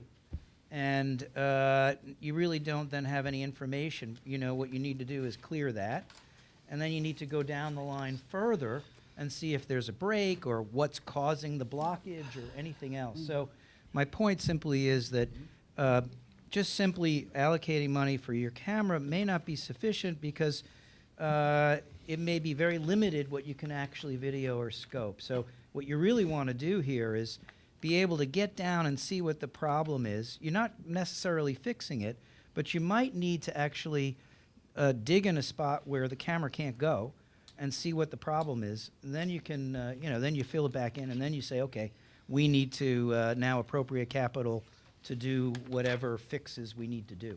So just be careful. I think we have to be careful about this, because it's not clear to me that this is going to be able to allow what needs to be done, which is understanding if there's issues that need to come back to us. I would just comment that, there's a couple of disaster scenarios out there. If there were disaster scenarios, those would have manifested themselves on the surface already. I don't think that we've got disaster scenarios out that. I think a lot of us have done this work, and it's been done different ways, and I just see this as a way to get started on what is a new project. Harry? Yes, Matt? I just don't know if we know that, I hear your point at some level, but I don't know if we know what we don't know here. In other words, the whole purpose of this is to get a better understanding of what the drainage issues may be. And in fact, in the project information sheet, it says there was a rain event on 9/29, heavy inundation of rain, and a near miss of major damage at North Miamis. This is a risk mitigation issue. It's a relatively small investment to understand what might be problems. If we wait, we will find ourselves in a situation where there could be the disaster that you refer to, or a serious problem that could have been avoided had we identified the problem earlier. I think it's also important to just make sure the public understands that this amount is for 5 schools, right? So if we cut it to $50,000, as I understand your proposal correctly, it's $10,000 per school. And I question whether or not that's the right amount. And I don't think we should be in the position, we can say we don't have enough information to substantiate the 250, it's fair enough. They haven't provided enough information. But when we start saying, well, you know what, I don't think that's the right amount, it should be 10,000, not 50, and we have no basis for that whatsoever, and then we just cut the project down, not knowing what the ramifications of that cut might be, I just don't think that's a responsible way to go about managing these projects. So I have David? Yeah. So here's my dilemma. and we've said in other items that, you know, it's not in the capital plan, we can't do it. Well, this one was in the plan in fiscal year '24 for $250,000. So that argument doesn't work. It was in the plan, it was cited, the schools said they need this, it's going to be done. And then they come to the budget committee in February. We deliberate in February, we spend the whole day with them. And not much in the way of questions about this came out to ask them to come back with more information. And then the night before this meeting, all of us see this amendment. There's been no opportunity to vet it with the Board of Ed, with the Greenwich Public Schools, with anybody. And so it's an unnecessary amendment being presented at the 11th hour, and it short circuits the deliberation that this town should conduct itself with. So again, I'm all for studying these things and understanding it, or if we want to put a condition on getting further information, I'll second the motion. Let's get the condition. But it seems so frivolous and so haphazard and so lacking in thoughtfulness to just at the last minute say, no. It's in the plan, so why's the no? I'm befuddled.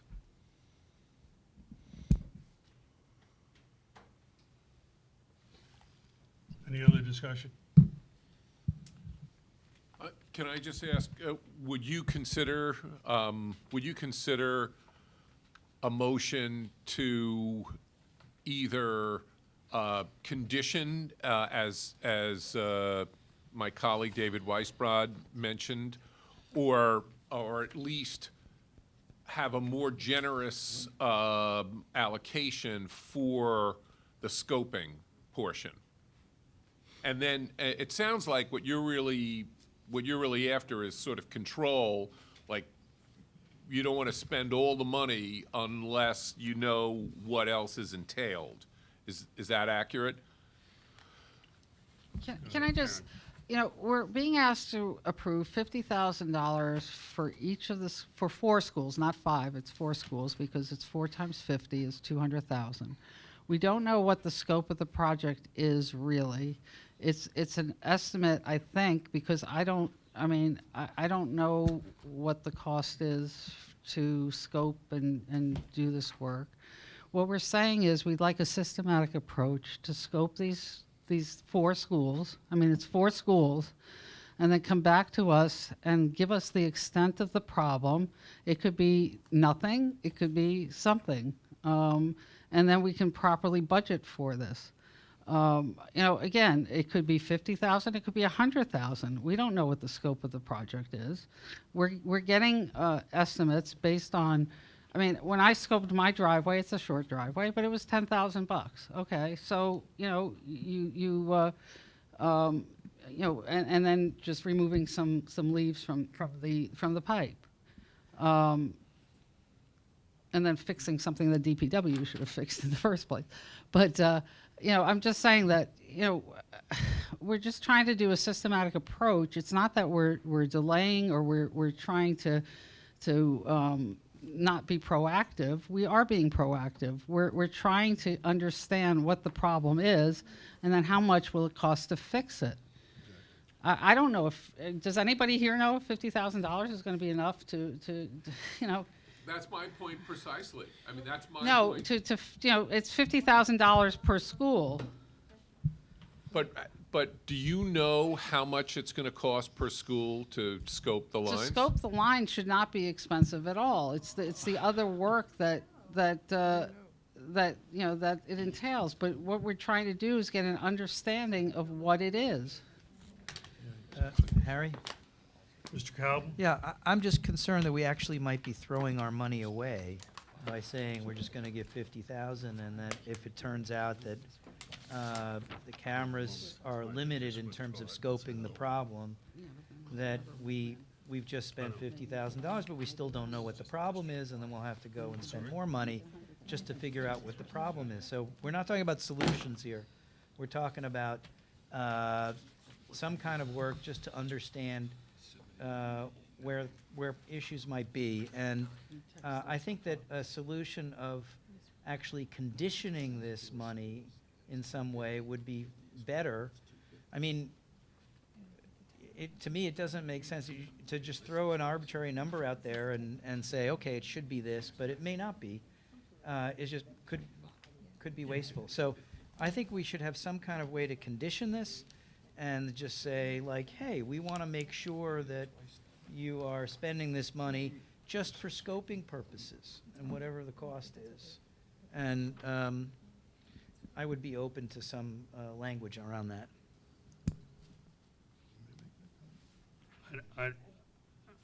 I'm afraid I don't see a condition as applying here. But in light of the discussion, I'm willing to change this motion with the approval of my seconder to be a $100,000 reduction so that we can just move forward, give them $100,000, signal that it's to fund video investigation, and really for them to come back with better planning, better numbers. It's $100,000 reduction It's $150,000. or $150,000 reduction? So It's it'd at be $250,000. $150,000 reduction to leave them with $100,000. Sorry. It's hard keeping numbers straight these days. Is that all right, Nisha? Yeah, I'm okay with that. Okay. Maybe we could have, does anybody object to unanimous consent? Yes. We'll have a record vote then, please. Alcheck, I'll vote for that. DeChamp, Yes. Aurora, Yes. Selps, Yes. Vasiliotis, yes. Fisher, yes. Yes. Tarkington, Yes. Moriarty, No. Weisbrod, No. Jansen, Yes. Cobb, Yes. and Alfano. Yes. So that's 10-2. 10-2. Motion passes. Motion carries 10-0. Okay, schools, 680, emergency lighting. Schools, 680, life safety systems. Schools, 680, ADA compliance. Schools, Cardinal Field improvement. Yes, I have a motion here. It's actually a pair of motions on pages 39 and 40 of your booklet. The first is to reduce the entire amount of $375,000 in favor of the next motion, which would add back 300. Do I have a second, Mr. Alfano? Second. So this would be to delete future funding for the following in the out years. GHS Stadium Network wiring, $150,000. Carpet replacement, $1.3 million. They don't even specify what carpet. For $1.3 million? Secondary access roads, $7 million. Tennis court rebuild, $400,000, which we believe is caused by the above road. Visitor bleachers, $300,000. Just to explain, we would add back the safety padding in the home grandstands, the relocate concrete curbing and fencing, and the track recoating. Any discussion? I'd like to ask a question. I'm sorry, Moriarty? Yeah, the question is just on the intent of the motion. Are you indicating that there is no support within the 15-year capital plan for the secondary road, and the tennis court is related to the secondary road? The visitor bleachers have a lifespan on them. They're reaching the end of that capacity. The carpet replacement, you can't let the artificial turf go without replacing it at the end of its useful life. So these things being removed from the out years of the budget in total, number one, leave us with a capital plan that is not reflective of necessary investment. Some things we have no choice about. Some things in this list, maybe there is a choice. And secondly, is it an indication of total lack of support for these items, or is it an indication of something else? If you could clarify. I think there's been so many iterations of Cardinal Field going around that we really need to have some of this be specifically justified and specifically planned and not lumped into one place. I took out the carpet because It was unclear to me what carpet it refers to. I'm now being told that that's the artificial turf. I don't know why it's called a carpet. But I'm willing to put back in the carpet on the next one as long as we approve removing the 4 other than carpet.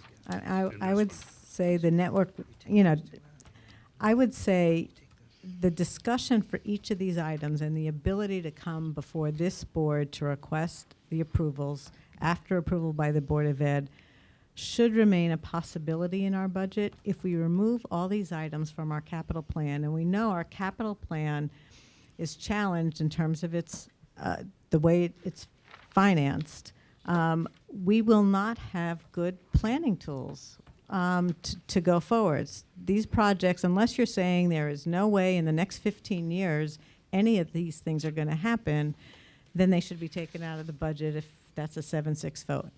But if they're on the horizon, things that the Board of Ed has supported, things that the First Selectman has supported, they need to remain in the budget somewhere.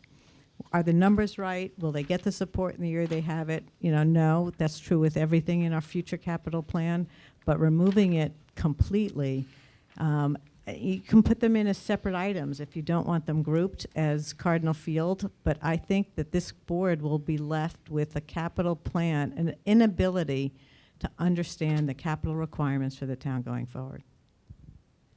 The Board of Ed can come back next year with a rational explanation for each one of these and get them back in the capital plan in next year's budget.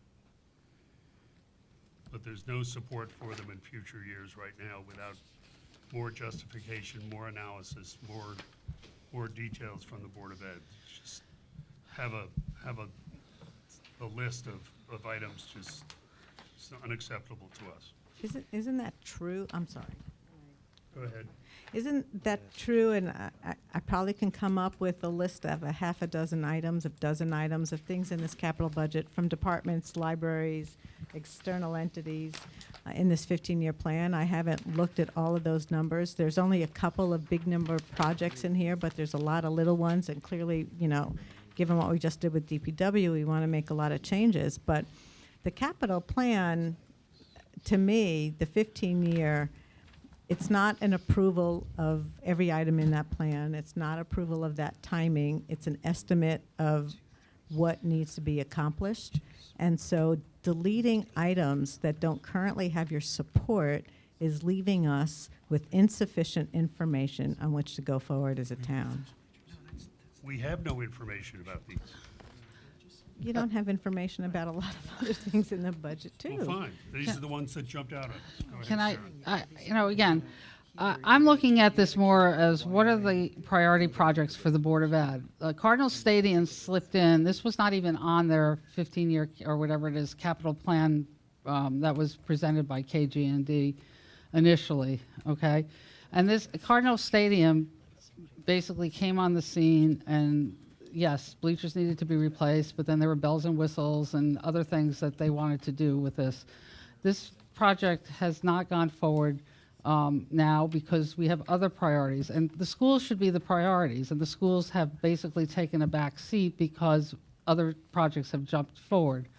And I can give the example of MISA, I can give the example of Cardinal Stadium, I can give the example of other things that have leapt forward on the master plan, and some of them weren't even on the master plan. So I think that we are looking at right now priorities for schools and priorities that make sense for the schools. And then these other projects can take a back seat and get pushed out, and we can decide when to do them, you know, when to do them. I just don't see that there's an issue here. Go ahead, Ms. Moore. Just and one then more Mr. comment. Powell. I'm sorry, one more comment. Certain things in here, 2 items on this list of 5, they are not subject to whether we need to do them or not. It may be a matter of timing. Carpet replacement is something you cannot walk away from unless you want the field to be ruined because the capital is, you're trying to use a field past its useful life. Visitor bleachers, that has been delayed to the end of the life of those bleachers. We know that the home bleachers were condemned before they were replaced. I don't think we want the same situation with the visitor bleachers. Those two assets have a life on them and need a replacement cycle and need to be reflected in the budget. I'm not going to, the first project, the network wiring, is a new feature, I suppose, there, and they have to come back and explain that one, and the access road stands alone as this project. But those two, the carpet replacement and the visitor bleachers, should not be removed entirely from the budget. Harry? David? Yeah, I have just a small point. Okay. We took visitor bleachers, you cite as 300,000, but I think it says 500,000 in the CIP sheet. Am I right about that? Yes, So that's got to be fixed if you want to proceed with this. It's an error. Oh, okay. So the adjustment to the visitors bleachers is $500,000, and I've reduced, and I've taken out the carpet replacement. Is there any other comments here? You need to restate your. No, in the interest Yes. of time, I'm not Yeah. going to Can- repeat any other thing, but. I'm sorry. I'm sorry, Scott. Go Harry, ahead. sorry. Just to be clear, what you would like to do is remove secondary access road, tennis court rebuild. You are going to take out the motion to remove the carpet replacement? Correct. Okay. You know, I would just say, I think that's reasonable. I mean, the secondary access road it's a big project, and we should get more information on it. And you also take out the tennis court rebuild. They can come related back to the to us. road. That's the bulk of what this project is about. I think it's a $10.75 million in total, and you're taking out $7.5 million with those two right away. I think it makes sense to keep the carpet, which you've already agreed that would be reasonable. I think that the wiring, it could be again, a safety issue, so I think it's $150,000. I think I would include that. The visitor bleachers, I don't know what the story is. The other items that on the next page, which you've already agreed to, I think makes sense. Safety padding and curbing and track recoding. So my suggestion is remove secondary access road and tennis court rebuild, and then, which are huge items, and then keep the rest.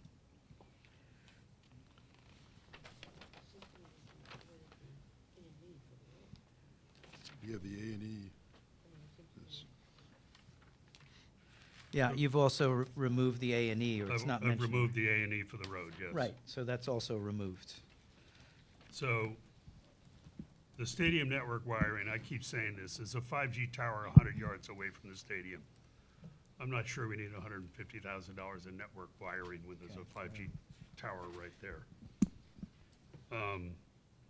The carpet we talked about, the secondary access road we've talked about, the tennis courts are contingent on the road. If it would satisfy you, I'll put the bleachers back in. And these are out-year items anyway. They have to come back on them. So with those changes, you know, deleting the entire amount in favor of the corresponding addition for specific projects on the next page. And we're deleting the network wiring, the secondary access road, and the tennis court rebuild in the out years. Unless there's further discussion, I'd like to May, call. Mr. Chairman, if I may, I'm just sorry, ask you. Matt.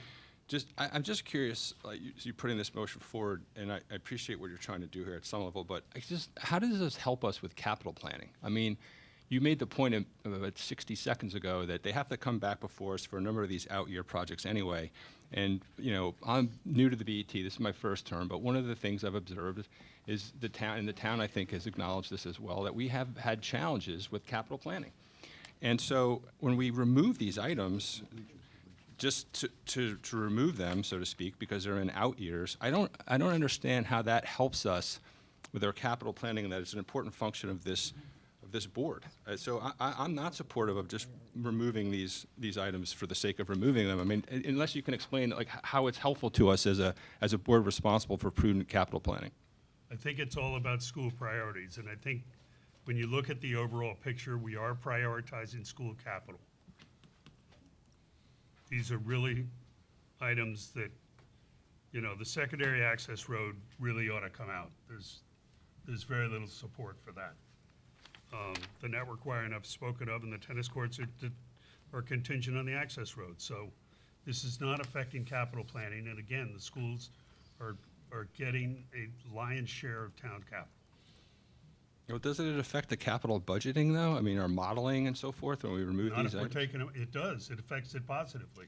Well, does it? I mean, they're projects we need to do, and then you remove them, and then we try to plan No, for they're them. not projects that need to be done. You're saying that. The town is not saying that. I mean, they're in our sheet as projects that need to be done. Leslie Tarkenton? Toward you. Takes a little while. So I think that, you know, some of these projects may be much larger projects, and they should be, just the same way Cardinal Stadium, the stadium itself was evaluated separately. You know, the visitors bleachers probably should be evaluated separately, and certainly a road that is going to be probably quite complex should be evaluated separately as a project at a future date. Talk to the mic. Oh, Sorry, threw you ahead. Yes, Ms. Moriarty? Can I ask that the motion be restated, rather than reducing 375 here, because that gives me concern that there's reducing even the items in your next motion you're going to add back in. I think what you really are doing is you're reducing 75,000, which is the A&E for the road, and it would make it much more, I think, clear as a motion of what the final outcome would be for this project.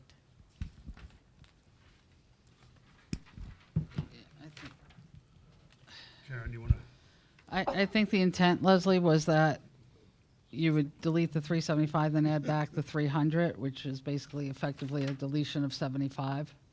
So, you know, you could restate it and just say that, you know, delete 75,000 with the additional deletion for the following out years. I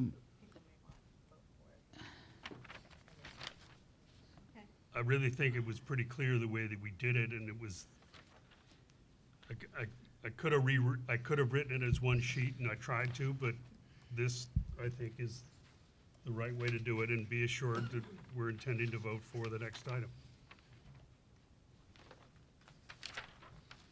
So, with that, I think we ought to have a roll call vote. All righty, here we go. Start with David. Yes, this is, again, deletion of the entire amount with the caveat that the 300,000 will be added back in the next motion. Alfano, Yes. Kalb, Pass? Jansen, Yes. Weisbrod, No. Moriarty, No? Tarkington, yes? Fisher, Yes, Vasiliotis, yes, Salps, No. Aurora, Yes. DeChamp, No. Alcheck, No. Kalb. Yes. Okay. 750. 750, motion passes. Scott? Yes. Okay, Call the next one. I am getting there. Well, Hold on, we're still in the same item, so I'll Oh, just, yes, okay. I'll just do my second motion, which Right. is to add $300,000 for the specific projects below. Safety padding and home grandstands, 50,000, relocate concrete curbing and fencing, 50,000, track recoding, 200,000, and as a future item, the 1.3 million for the carpet replacement. And the visitors bleachers, I thought. And In the the future, yes. 500,000 for the visitor bleachers. Those are in the out years. Those last two are in the out years, so I need a second. Mr. Alfano? David? David Alfano? Second. Second. Thank you. I think we've discussed this fully. Any objection to a unanimous consent on this one? Hearing none, does anybody object to approving the motion as the amendment as specified? Hearing none, this is adopted 12-0-0. 12-0-0, the motion passes. Okay, continuing on, schools, ceilings and lighting, schools, exterior concrete masonry, schools, flooring, schools, furnishing, and program space equipment. I have a motion here to reduce this, $300,000. Could I have a second, Mr. Alfano? Second. Thank you. The reason is in the fiscal '24 budget, this project was reflected in this fiscal '25 budget for zero. The district has other high-priority projects that have been identified by the BOE that were not originally affected in fiscal '24 for fiscal '25 that are being funded, e.g. the Cardinal Field track improvements. Other projects projected for funding in fiscal '25 also exceed the anticipated costs as reflected in fiscal '24.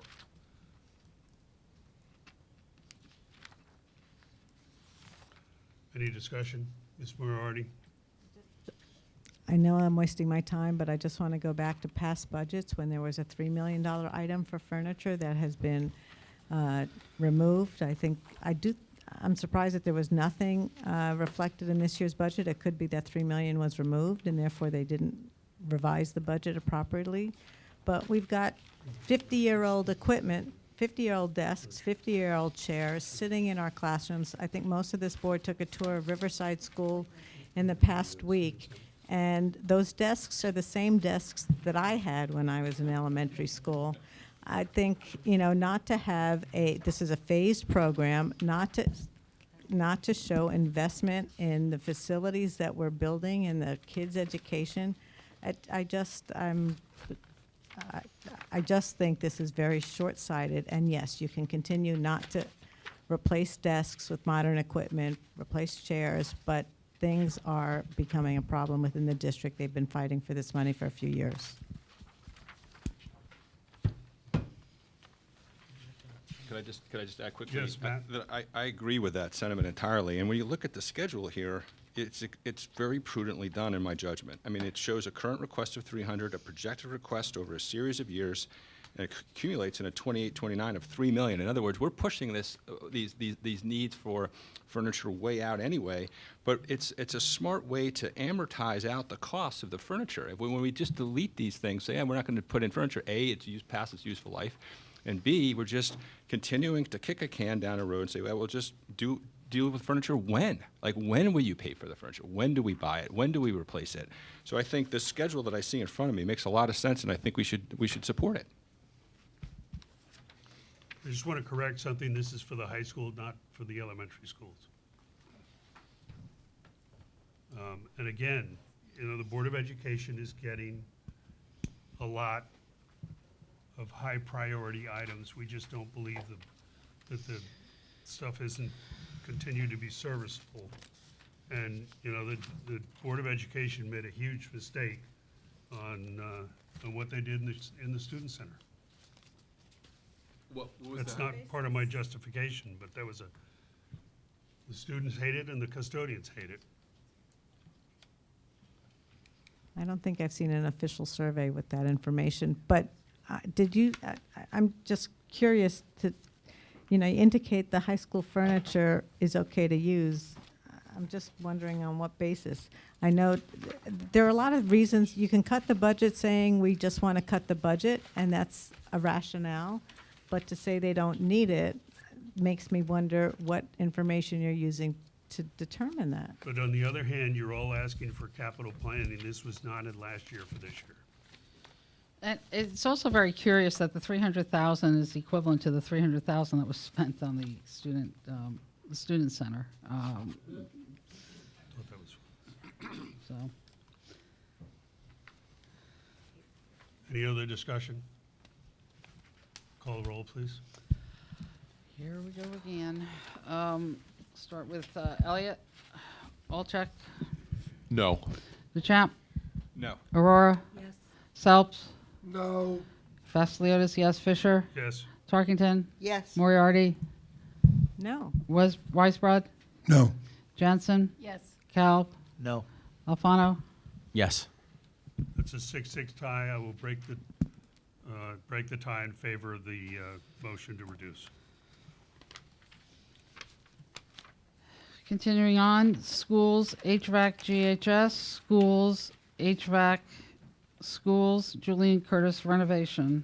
Yeah. I have a motion to delete this item. Once I get a second. Second. Thank you. As you know, I'm on the Julian Curtis Building Committee, and I've talked about that there's going to be an overage. The information that I've received in the last couple of days is that working with Blaise Leviton and Dan Watson, Bill Kelly, as chairman of the committee, has been able to find the money so that there is, while the building committee will come to us in April and explain where they found the additional money, there is not expected to be an interim because they've been able to pull it together to finish the first phases. I know I'm going to hear about design money for the cafeteria. That's in a completely different phase. And, you know, it's not in the phases that were approved. There was to be $50,000 in the current phase to look at some feasibility on the cafeteria, but not the full $300,000 that's been spoken of as design money for the cafeteria. So I'm advocating that, you know, we delete this and we're gonna get more information in April that allows us to make some decisions about the current phases and perhaps the next phase. Any discussion? Leslie Moriarty. I just want to comment, you indicated they are coming to the BET in April to explain their current situation with Phase 1.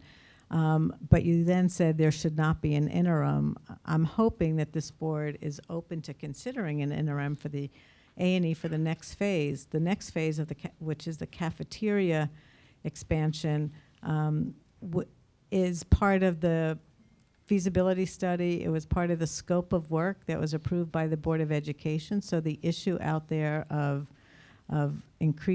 doing that part of the project should be on the table. They did enter into phased agreements with their architects to be able to deliver the services over a period of years since they didn't get an initial funding covering the whole project. I am concerned. I haven't asked the question, but I'd like to know, you know, what's the interruption of a year in having enough funds for A&E causes a disruption and they could lose their consultants. So I'm just laying the groundwork that this board should be open to understanding the status of the project and the need for more funds. There already is an interruption of a year. These phases are not going to be done until next calendar year. So it's already a project that's pushed out. I think the Board of Estimate always ought to be receptive to any proposal that comes before it. But I think this board really ought to have an opportunity to delve into the priorities a little more on Julian Curtis and the schools in general. I think that's been a consistent theme here. Leslie Tarkington? So, Harry, I want to thank you as a member of a building committee, you know, supporting something like this, because I think that, you know, also, we also should be appreciative to Dan Watson and Dr. Jones for working with the building committee to respecting the fact that there are so many other projects in place. So yes, I will be supporting this. Thank you. Any other discussion? Yes. I'm sorry, Scott? Thanks, Harry. I just wanted to ask you whether you would consider changing your motion to delete 1.3 million instead of 1.6 million in consideration of keeping 300,000 for the cafeteria so that they can move on in an uninterrupted manner, continue with that piece. So remove 1.3 million. Would you consider that? With respect, I think I already answered that, you know, when they come before us in April, we probably can expect them to ask for the $300,000. But I think this board deserves to have a full assessment of what's going on in that school. Harry, just a Yes. question. Would you consider changing the word delete to defer? No, it's a deletion. It's a deletion. I don't, you know, I think these words delete and defer are somewhat interchangeable. Well, I mean, defer to me means putting it off to They don't next need the year. 1.6. Delete means, you know, it goes But to this- zero. No, that's, This was money for the current phases, not for the next phase. But it acknowledges that we're gonna come back to it in a year. no, this No, is, they're this gonna come is, back for the next phase. This is the first phases. they have enough money to complete the first phase. They don't need the extra 1.6, which was originally thought. So the first phase will have been completed. The second phase, which is the cafeteria, is the next thing that's up that hasn't been funded And yet. let's not lose track of the fact that this was reduced in the Budget Committee from 3.2 to 1.6 at the behest of the Board of Ed, and now they're finally coming back and saying, well, we don't need the 1.6 because we found it elsewhere. This is not a very good signal that the budget, or the BOE is sending about how they account for and budget their projects. Any other comments? Scott? So you're reaching for it? No, I was actually just stretching. Oh, okay. All right, so I think we'll take a record vote, please. Alfano? David Alfano? Yes. Scott Cobb? No. Lucia Jansen? Yes. Weisbrod? No. Moriarty? No. Tarkington? Yes. Fisher? Yes. Vasiliotis, yes. Selps? No. Aurora? Yes. DeChamp? No. Alcheck? No. Okay, that's a 6-6 tie. I'll cast a tie-breaking vote to make it 7-6-0 in favor of the deletion.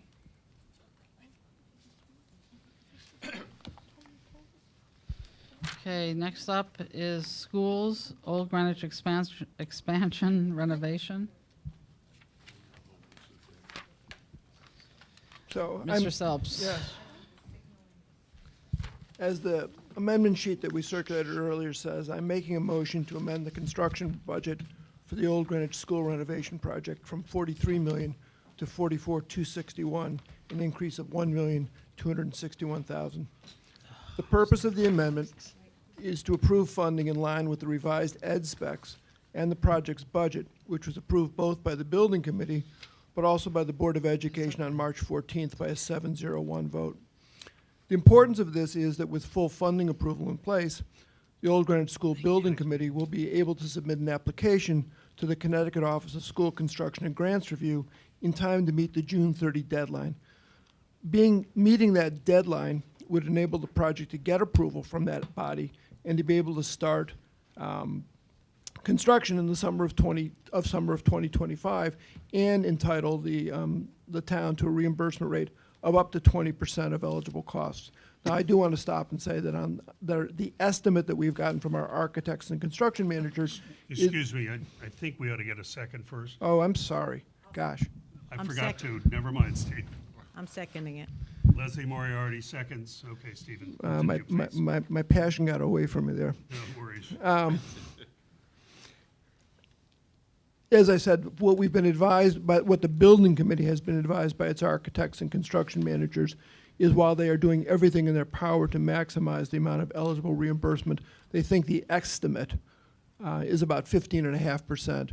And I just want to remind this committee, or this board, which has heard this before, but the construction manager and the architect for this project, which are Downs Construction and Silver Petroselli, both have extensive experience with school renovation projects in the state of Connecticut and experience with the Office of School Construction Grants and Review. So we have some confidence in the the building committee has confidence in the number. I think the issues with the Old Greenwich School are pretty well known. I've listed them before. I know it's late in the afternoon, so I'm not going to spend a lot of time talking about them. The bullet points are a lack of secure entry, the need for an elevator, failure to comply with the ADA, need to upgrade the HVAC system and circulation, need to add some new classroom space, and of course the perpetual problem or the current problem of sewage backing up. I think the community support for this project has been overwhelming. I mean, this board has heard about this project both this year and in prior years, and at both the budget meetings this year and the prior year, you've heard extensively from the Old Greenwich community. What this board said to the school committee last year was, your project wasn't far enough along. You need to come back when you're really further along. And I think the project now is at a point where I respectfully submit it is subject to full funding.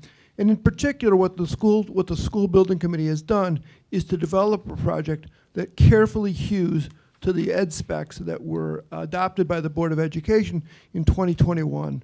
I'll remind this board, which I think knows this fact already, that this is one of the projects that was identified in the 2019 School Facility Master Plan as one of the high priority projects. Approving this budget in this full amount would allow as I said, the school committee to file that application and get this project started.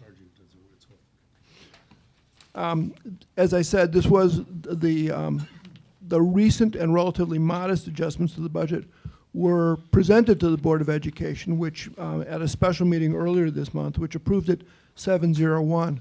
I believe that a number of members of this board actually observed that meeting, and the chair of the budget committee, the chair of the school committee, offered to meet with the BET and was told that the BET did not have existing problems or existing questions, at least, about the project.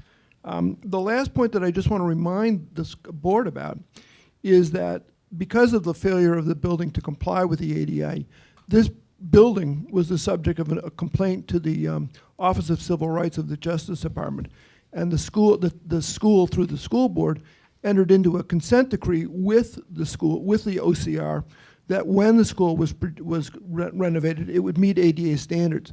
The project design, which is now before this board, was submitted to OCR, which approved the redesign, but it was approved on the condition that construction start in the summer of 2025. I believe, as I said, that this is a project that has been carefully thought through, that I think the building committee, of which I'm a member, but I'm not claiming credit for this because it's really the building committee that did the hard work, has done what this board and the school board has asked it to do, which is to minimize costs, come to a conclusion as promptly as possible. It's been only 17 months since the building committee went into operation. I think that, as I said, the community support for this is self-evident, and I would respectfully ask all of my colleagues to show their support, as Mr. Fisher has said, for allocating town capital to the most urgent school projects. I think that a vote in favor of this amendment does exactly that, and respectfully I would submit that a failure to do that sends a quite different signal to the community. So I would respectfully ask my colleagues to approve this amendment. Thank you. Any other discussion? Okay, I'm not going to vote for this because, and I understand, Ms. Moriarty, our conversation earlier about the chair of the building committee, but I was advised, and it was confirmed by a member of my caucus, that, you know, the contingency amounts that are in the budget are not hard and fast looked at by the state.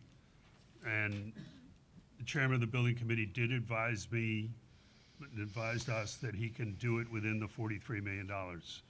I'm conscious also that, you know, the town always gets another bite at the apple, and if that's not possible, they can go back to amend the application with the state. But I think we've got to stick to our original $43 million, so I'll not be supporting this. I'd just like, if I could, just Yes, please. mention it. You know, the statement you just made with respect to the building committee chair is not clear to me.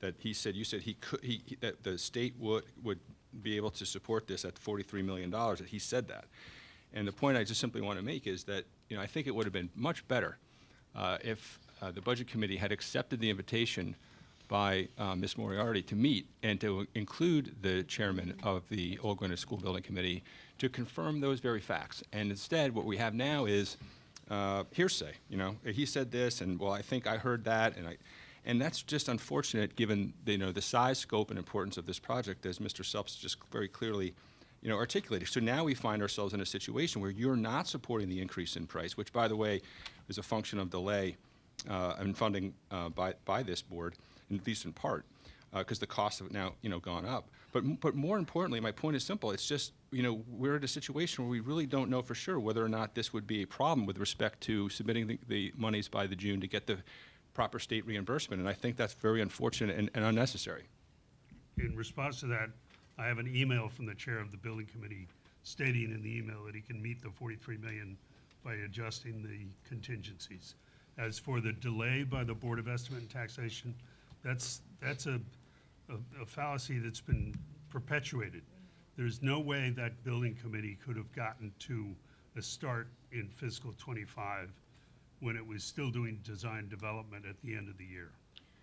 Have you This shared board that did email not with? Have you delay it. shared that email with this board? I can. I'd like to see that and take a recess if that's permissible. I would second that.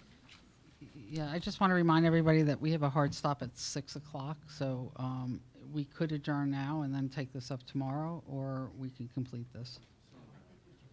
Not a, I don't think an email from me, you know, it's not going to change anybody's mind. I'm Well, it might. Well, I'd like to see it, just to, you know, to add to Matt's concern. It's an important decision we're making here, right, though, in terms Well, of, that's what I'm saying. I would prefer us to start fresh in the morning.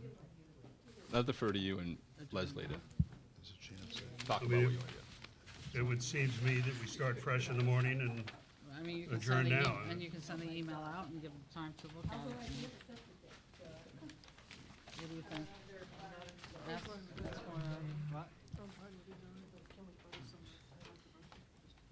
or we could skip over and finish the work on capital and just do Well, Old we're- Greenwich School in the morning.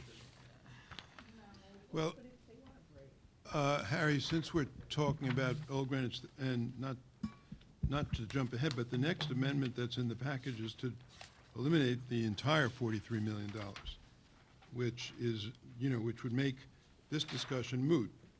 So there's a motion by Karen with a second by David Alfano to not do this project at all. Talk about this. So maybe before we consider adjourning, we should address that, because it could make the other item moot. I agree. Then I think it's best we take it up tomorrow. Well, you may think that, but Well, you it's a know, motion. maybe Make others a don't. motion to adjourn. You know, Stephen can withdraw his motion, and then you can move on to the next meeting, next motion, and OGS, you know, We can Stephen's do that motion can too. be, Stephen can reintroduce his motion at another point. That's right. Okay.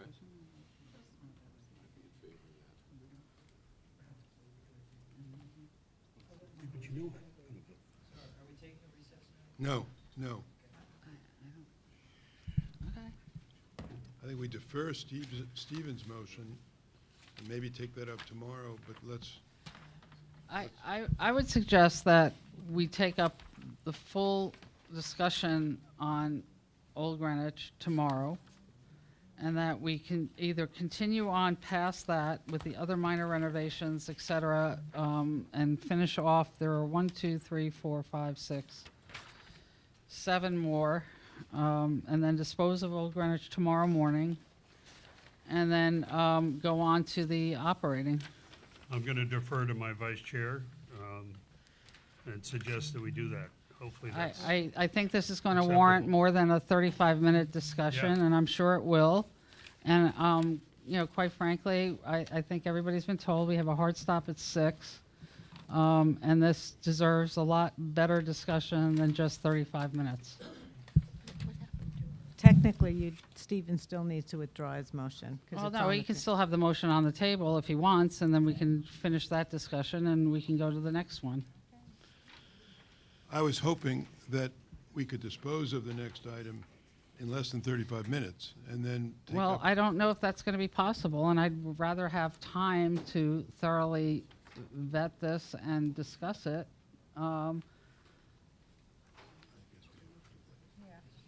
And not Okay. at the 11th hour. I mean, this has been a long day for everybody.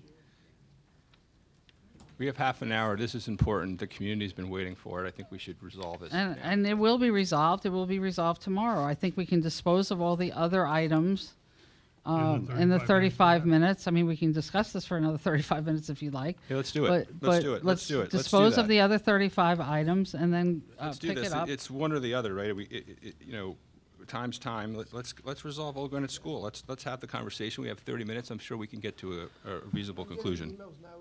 I'm sure. I'm sure they Let's are, do but it. I think that this Let's warrants do that more for the than community. 35 Let's get minutes. this resolved. Let's get to work and resolve it. Can we take a 5-minute break and just discuss as a caucus what we want to do?